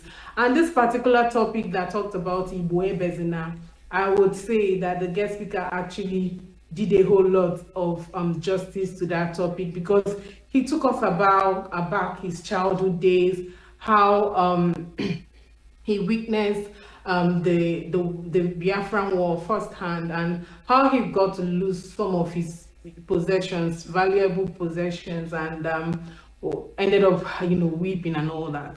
Taking us from there to the fact that Igbos shouldn't even cry anymore, because from his own words, he said that Igbos have been denied a whole lot of things. We always complain about marginalization in the national. We complain about the fact that we've lost hope, and things that should be due us are not actually given to us. And he also opened up another dimension, a dimension that a whole lot of persons have not been able to look at. The fact that Igbos also are architects to their own misfortunes or their own problems in the nation now. He talked about Igbo leaders and elites that go beyond, that doesn't even, the little opportunity they are given, they will not still cater for the need and the desire of the Igbo people. So he is of the opinion that if we are taken aback, when we look beyond the fact that we are being marginalized in an Igbo nation, we should also understand the fact that we have 5 eastern states. Yes, we have 5 eastern states, Igbo states, core Igbo states, and we have 5 eastern governors. And going back to memory lane history, these governors have been given a whole lot of allocations, and yet there is no development that comes from the southeastern states. It goes also beyond the fact that we also have people at the national level. What has been their effort to also make sure that Igbos are being carried along? We had a case of 2023 election where our own brother Peter Obi came out to vote, and a good number of Igbo elites that had the money could not support him, could not actually see him through. I would say that the guest speaker, Martin Obiorelo, did actually make people, give us that opened up a whole lot of things that maybe we may or we may know, because a whole lot of persons will always say Igbo, and that is why lots of things happen in an Igbo setting, because we don't have leaders, because we don't have a head that would direct. That is why we miss some certain opportunities. But the guest speaker on that occasion was trying to use His Excellency, use the President of Nigeria, Tinubu, to give us a reference on how this man called Jagaban single-handedly said it is his turn in Milokon, right? And was able to use that opportunity to do a whole lot, grab the power, seize the power, and he's still running with the power. So I don't know, with that, it was more like a wake-up call for all Igbos that day to look beyond the marginalization and try to, look at having one purpose, chasing that one purpose and making sure they achieve it. Because if you see different Igbo elites in the national, this one is going this way, the other one is going that way, different parties, different ideology, we keep missing the roof. And I think that is what Vin Martin Obiorilo from that event that day was able to address. Yes. All right. From my experience that day, it was actually a very good one, because I would say that was my first time of covering Nkata Mwibe. Yes, that was my first coverage with Center for Memories, and it was quite emotional because me too. Yes, I'm a reporter, but I'm more of a Igbo. All right, Chinemere, thank you so much. Let me chip in a bit. From what you told us and what you've seen, a whole lot has been said about speaking with one voice, not putting personal interest over collective progress and development. But if the Igbo race will stop crying or should stop crying, what follows next? What were those high points the guest speaker raised that seems to be the uniting forces of the Igbo race so that they can reclaim their own position at the national level and regional level? What were some of those issues of high point? Yes, the guest speaker raised a whole lot of issues regarding both an infrastructure development, education, all has to do with togetherness and partnership. Yes, he said that we should all stop crying, stop blaming ourselves, stop blaming the national level, the government, and look at trying to do things with the little we are being given. I mean, if the governors of the southeastern region can come together, to do things beyond the little they have given, would of course will go a long way. He talked about, coming together to make a regional railway line. He talked about, building an institute. Yes, tagging an institute, a Southeastern University, that will look at training Igbo nations. That alone is mind-blowing. I never thought of it, but then again, it's going to make a whole lot of sense. Yes, I know we have the University of Nigeria, that is the University of Nigeria, but if the Southeastern region can come together to build an institution, and this is the Southeastern University, I think it's a good one. So coming together as a state, as a region rather, to do things, to think deep and look at how we can develop ourselves. And not only, look at what happened in Ghana, the case of Ghana, and asking Nigerians to now go. It was Ghana must go, now Nigerians must leave Ghana, even after they had a whole lot of them has developed that country. So why not bring our resources home? Why not bring what we have home and use it to develop ourselves? Why not let's start from helping our own self. He made mention of media stations that is in the Southeast, that the Southeastern governors are not even looking at partnering with them and supporting them. So the idea, the message on that day was partnership, coming together to achieve a particular goal. When we come together, we can build roads, connecting roads through different states. You see, connecting roads to different states in the Southeastern region. We can build railways. Chinemere, lastly on Nkatemwe, and a lot of speeches, powerful speeches made about how to develop regions, how to push the nation forward. Taking, for example, the establishment of a Bubago security network, which was supposed to be a Southeast regional security network. But we see how that whole network didn't really see the daylight. One would not really go fast. Then we look at the forest guard by the ENUGU state government, which has been there for some years now, but we see little or nothing happening. So is it just about saying, how can we overcome this challenges? Because we've said come together. At least in the case of Ibubagu, we came together. But then again, what happened? We didn't see any change. We didn't see any sustainable development. So as from your own point as a journalist and someone from the Igbo land, what do you think should be the key or first issue to be addressed in order to move forward as Igbo nation?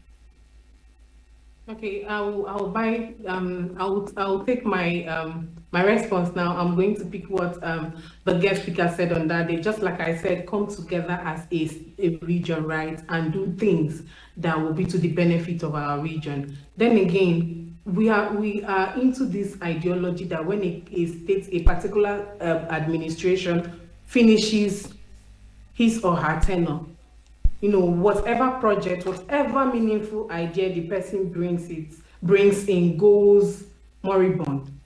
use the case of Michael Obara and what he did during his time, and how, where is the state of all these structures that he built during those days and all that. In as much as we saw the likes of Peter Ndubisimba also trying to, to resurrect these things that he has done, these legacies he has built. But then again, this is an ideology that I think we should try to, to actually remove, to phase out from our system. We shouldn't actually abandon what a particular state governor or an administration starts because you feel it is his ideology. So since he's done with his tenure, let me bring him mine. We should look at developing these ideologies. In that way, our southeastern region will not have abandoned projects. We will now have unfinished projects. You get an institution of if we had an administration that is not looking beyond what he can do, but what my brother has done that I can do better. I think the issue of this Ebubagui we'll be talking about will be something that would have been tackled by now. But because we want to leave it or we want to do it on our own and we want to give ourselves that glory, we would not want to bring in extra hands. That is that broom that we are talking about. When you can be able to break a broomstick, like just bring out a tiny stick from a broom and break it, but that bunch, you can't break it when they are together. So togetherness does a whole lot of things. That is what the Igbos have not been able to achieve. Even when we try to be together, when we try to come together, because Igbos are known to be industrious, they are known to be,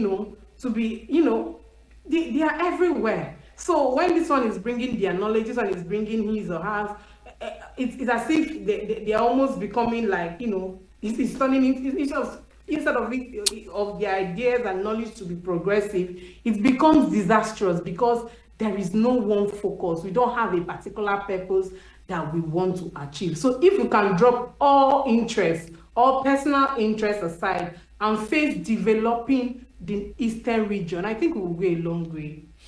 All right, thank you so much, Chinomeriam, for your insight about that particular event in Kata Muibe. Moving away from the need for the Igbos to unite for sustainable development, Chinomeriam, please, can you give us what is happening out there as regards to the new slash in tariff? Have you started experiencing any cuts or slash in what you recharge on a daily or weekly basis? We are just in the 3rd of August, and in some persons I spoke with on Friday said they have not done any subscription yet to know if there has been a discount. But I also spoke to the market operation, that's Okechukwu Ruben Okoye, and he also indicated that their stance, the reduction still stands from 209 naira to 160 naira. Although the NERC also brought in issued a statement saying that they don't have the right or it's not in their power to reduce tariff regarding what the discos already have. But they also brought in their own rejoinder, which I also read, trying to list out what they can do and what the authorities they have as a regulatory commission to also look into these issues of tariff reduction and hike too. Yes, because there can also be a tariff hike, most especially when there is subsidy removal and fuel goes up and all that. So there is always something like that. So looking at what this recent reduction, none of them, everybody I spoke with has not really felt it yet. Maybe probably because it just started 1st of August. That was Friday. We are looking at going into the month of August proper. Although some persons that spoke also said that they are still facing this serious hike. So they buy a token and it does not even last for them they end up not using their appliances that they buy because electricity tariff is high and all that. So they are also All right, thank optimistic you that so much, Chinomere Kibunam, for joining us on today's edition of From the Correspondent. Igbo race should unite for progress and sustainable development. That's just a summary of what Chinomere just told us that transpired at the Nkata Muibe. Then, talking about the tariff reduction, we are in August already, and we hope to get update on that particular report to know whether the slash has actually been implemented.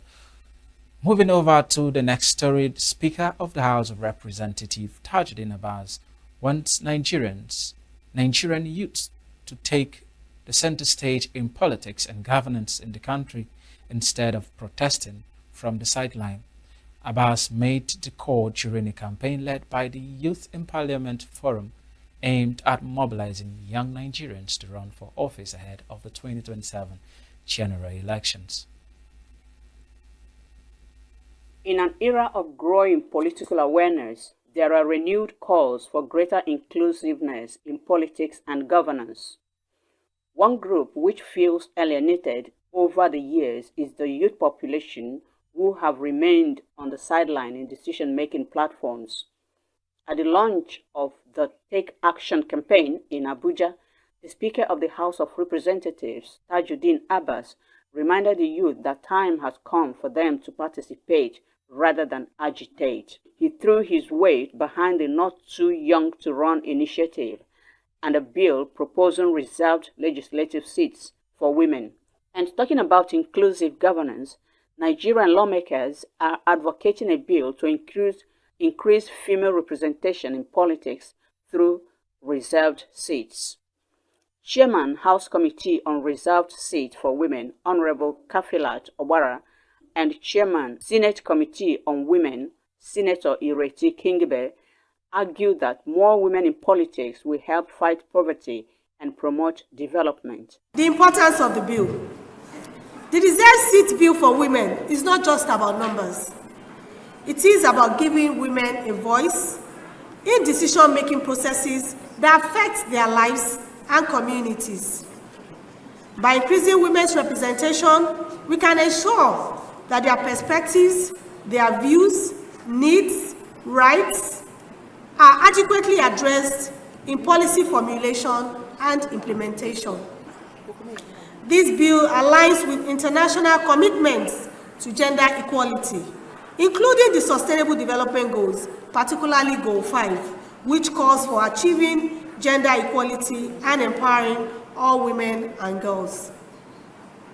Studies have shown that when women are included in decision-making processes, economic growth is accelerated and benefiting to the entire nation as well. It will also interest you that we have sponsored 3 bills to increase the percentage of women in our security institutions recently, thereby promoting gender equality and inclusivity in our security institutions. The seats, we must have them. So I advocate and call on all the women of this country to please go out, speak to the men, speak to everybody you can speak to get their support for these 74 reserved seats. Then I would also like to point out to everybody else in the nation, you know, this isn't just about women, it's about the whole country. It's about the development of the country. It is shown everywhere that where there are more female representation, the countries are better developed economically. And we know that as the giant of Africa, we need to get ahead of everybody. I would also like to call, as my sister said, on all the governors, because we need their support in the state houses of assembly. This seat is about Nigeria. The United Nations Development Programme and other advocates are also rallying support for the bill. I want Nigerian women to know the movement, this movement we have for the advancement of women must continue. Honorable Kafilat, we need more of you in Parliament. I pray that the women that come to represent these 6 seats by God's grace, the special seats for women by God's grace will come and it will be a reality. But the women we choose must be a voice. They must be voices for many other women. Despite making up nearly half of Nigeria's population, women currently occupy fewer than 5% of seats in the National Assembly. This isn't just a gap, it is a call to action. A call to dismantle structural barriers, disrupt the status quo, and build a more inclusive and just governance system. So the Reserved Seats Bill, in our opinion, is a transformative response to that call. A call to deal with dismantling structural barriers, disrupting the status quo. It affirms the principle that women belong at the table, not as guests, but as decision makers, not as exceptions, but as equals. And back in the House of Representatives, the Independent Corrupt Practices Commission, ICPC, has raised alarm over corruption lapses in government institutions. A report presented to the House revealed that 92 ministries, departments and agencies, MDAs, still lack functioning anti-corruption and transparency units. The Commission attributed the failure to poor funding, executive interference, and lack of political will, calling for training, awareness, and better institutional support. We realize that in the compliance rating, we have 6 categories. We have the full compliance, that is MDAs that score 95% and above, and then we have substantial compliance, partial compliance, poor compliance, non-compliance, and non-responsive. But over time, we realize that some MDAs will fall into substantial compliance, while the MDA is not effective. So this year going forward, ATU is now a standalone key performance indicator. Declaring the hearing open, Speaker of the House of Representatives, represented by Honorable Omar Ajilo, said the session was not a witch hunt, but a proactive effort to assess the performance of acting corruption units and strengthening institutional integrity.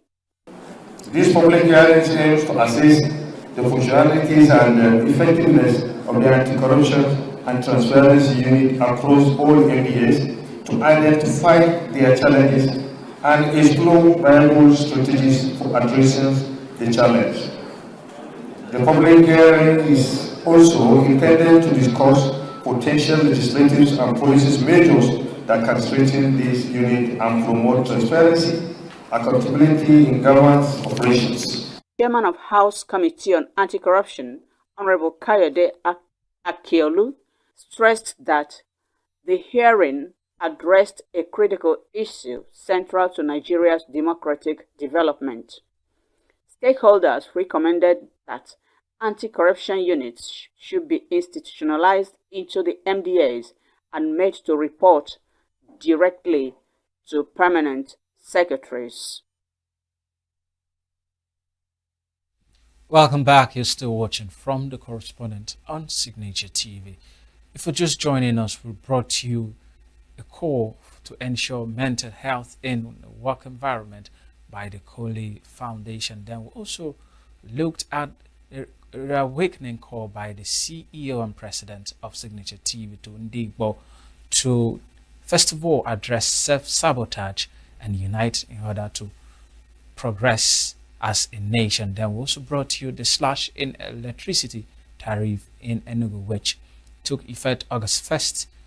Then we also looked at the call by the National Assembly for youth to align ahead of the 2027 general election, among calls to reserve seats for women and other related issues. And this is where we wrap it up for on From the Correspondent. But before we go, Nigerian Veterinary Medical Association on August 1st confirmed rabies outbreak in Ajah area of Lagos State following a laboratory verification by the National Veterinary Research Institute.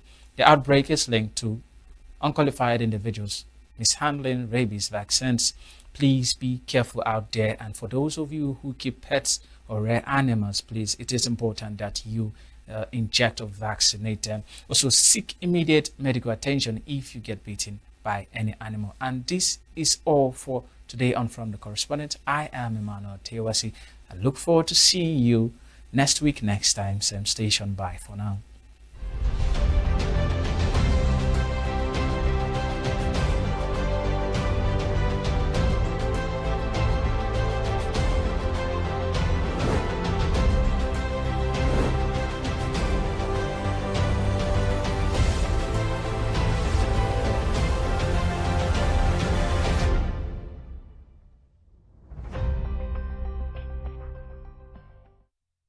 In today's fast-paced, high-pressure world, workers face more than just work challenges. From social pressures to personal struggles, they bear the weight of stress, anxiety, and depression while navigating their career. This growing crisis highlights the urgent need for a workplace mental health awareness campaign to address the emotional and psychological well-being of workers. Speaking at the training, co-founder, Cope and Live Mental Health Awareness Foundation, Mrs. Uzoamaka Nwachiku stressed the need for mental health awareness, especially in workplaces. She said that people must begin to accord priority to their mental health the same way they treat their bodies. And that is where work comes in. If you work in a toxic environment or live in a noisy environment, it will definitely affect your well-being. Is that not true? If you stay in a noisy place, it affects your well-being. So I want us to go with few things.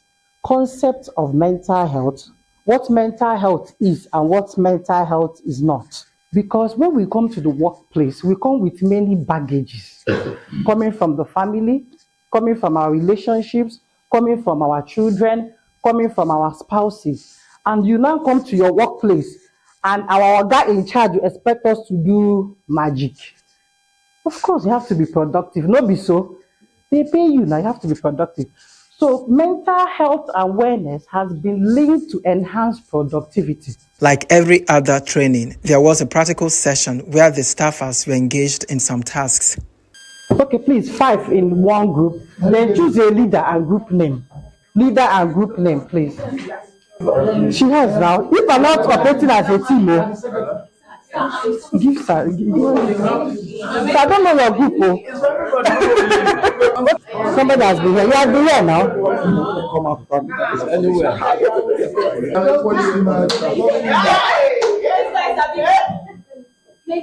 So, right. FPP. You're right. No APC group. PDP. Somebody's not. Another resource person, Ebere Amarizu, took the people through some neurocognitive sessions and the importance of taking care of the brains as the root cause of mental health issue. He also talked about the digital footprint on social media. To look good and presentable. Good. Now, as you do those things, do you take care of one particular thing called brain? How many people understand the importance of brain? And now you don't no problem. Hey, now I want to make this or that. You don't see. Also, questions and answers between the facilitators and the participants. What came to your mind? Who would like to share? Why are they disturbing us in the mental health? Just be sincere. What came to your mind? You are smiling. Tell us now.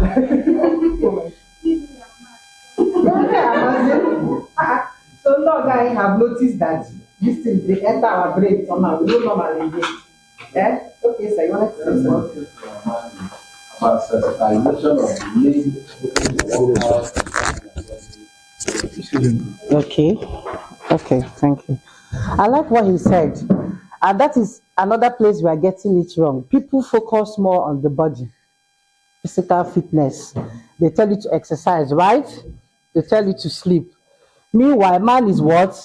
body, soul, and spirit. I want to know who values his work over his brain. Is it possible? So between your brain and your work, whatever thing you may be doing, so which one do you prefer? It's okay. Madam said brain. This one said brain. Okay, now between your brain, how often do you take care of your body the same way you take care of your brain? Who does that? You take care of your body, right? You do your pedicure. Tell us now what you do to your body. Who can tell us what you do to your body? Huh? No, every person. Just tell us. No, every person be talking. Tell us, madam. Tell us what you do to your body. Well, we are practical session. I don't want to give you. Yes. Yes. Yes. The state of physical and mental well-being of every individual impacts greatly on his level of productivity, both at home and in workplaces. This makes awareness campaigns such as this necessity in every work environment for the good of both the employees and the organization. Christopher Lele, reporting for Signature TV.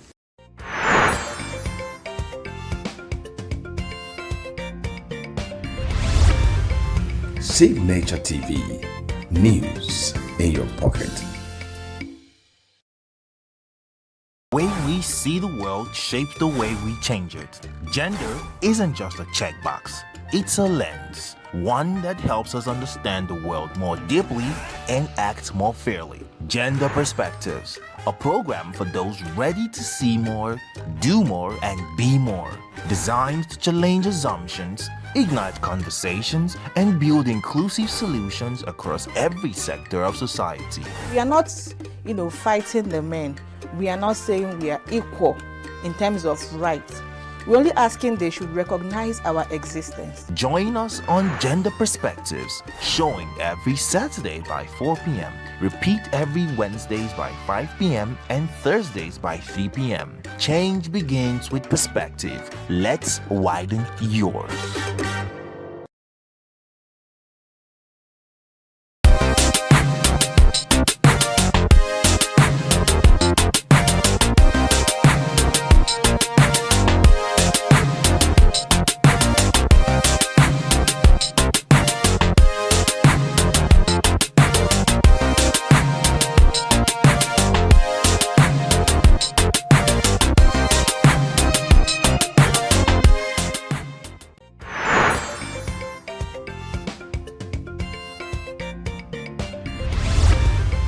Signature TV. News in your pocket.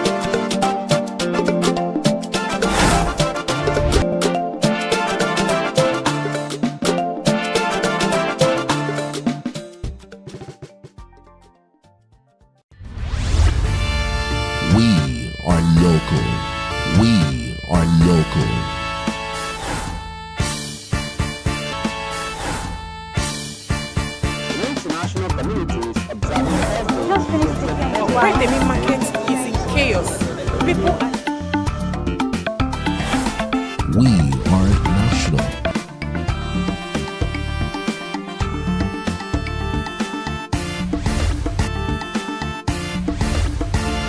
Signature TV News. Signature TV News in your pocket.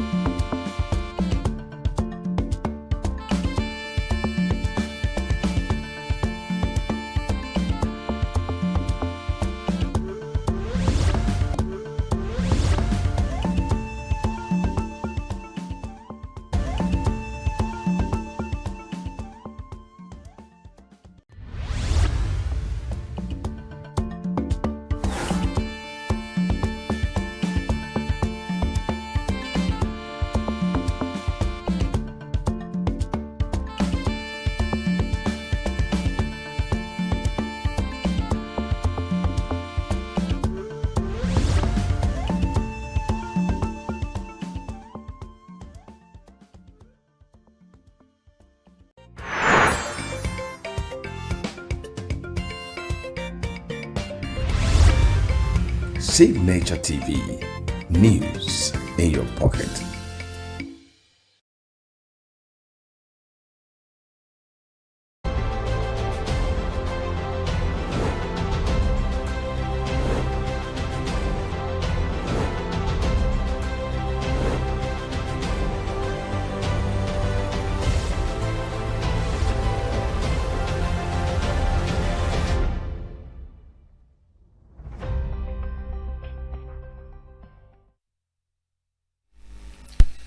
Welcome to From the Correspondent on Signature TV. This is where our reporters bring you stories that shape Nigeria and beyond. I am Emmanuel Tewasi, and as always, we bring you stories done by our correspondents where they get to share their experience on the field. Top on our list today, Holy Mental Health Academy visited Signature TV's headquarters in ENUGU, igniting a powerful conversation on mental health awareness in a work environment. Then we'll look at Signature's President V. Martin Ilo made a bold wake-up call at ENUGU at the Nkata Umuibe series, urging unity and introspection to overcome internal sabotage. Reaction to ENUGU's new electricity tariff slashes rates for Band A customers to 160 naira per kilowatt hour. Then we'll look at House of Rep Speaker Tajuddin Abbas rallies Nigerian youths to grab the reins of power as the youth in Parliament Forum pushes for political revolution ahead of 2027. And lastly, we'll bring you the Minister of Information and National Orientation, Mohammed Idris, doubles down on bolstering media innovation and press freedom at the Media Sustainability Conference in Abuja. The program continues shortly after this break. Every second, every minute, every day, news is breaking, events occur, and there are new developments. At Signature TV, we follow these stories objectively, bringing all sides without bias, explaining the complex issues, breaking down the numbers, and investigating the issues behind the news. Anywhere and everywhere, near or far, wherever the news is, we will be there. Signature TV. News in your pocket.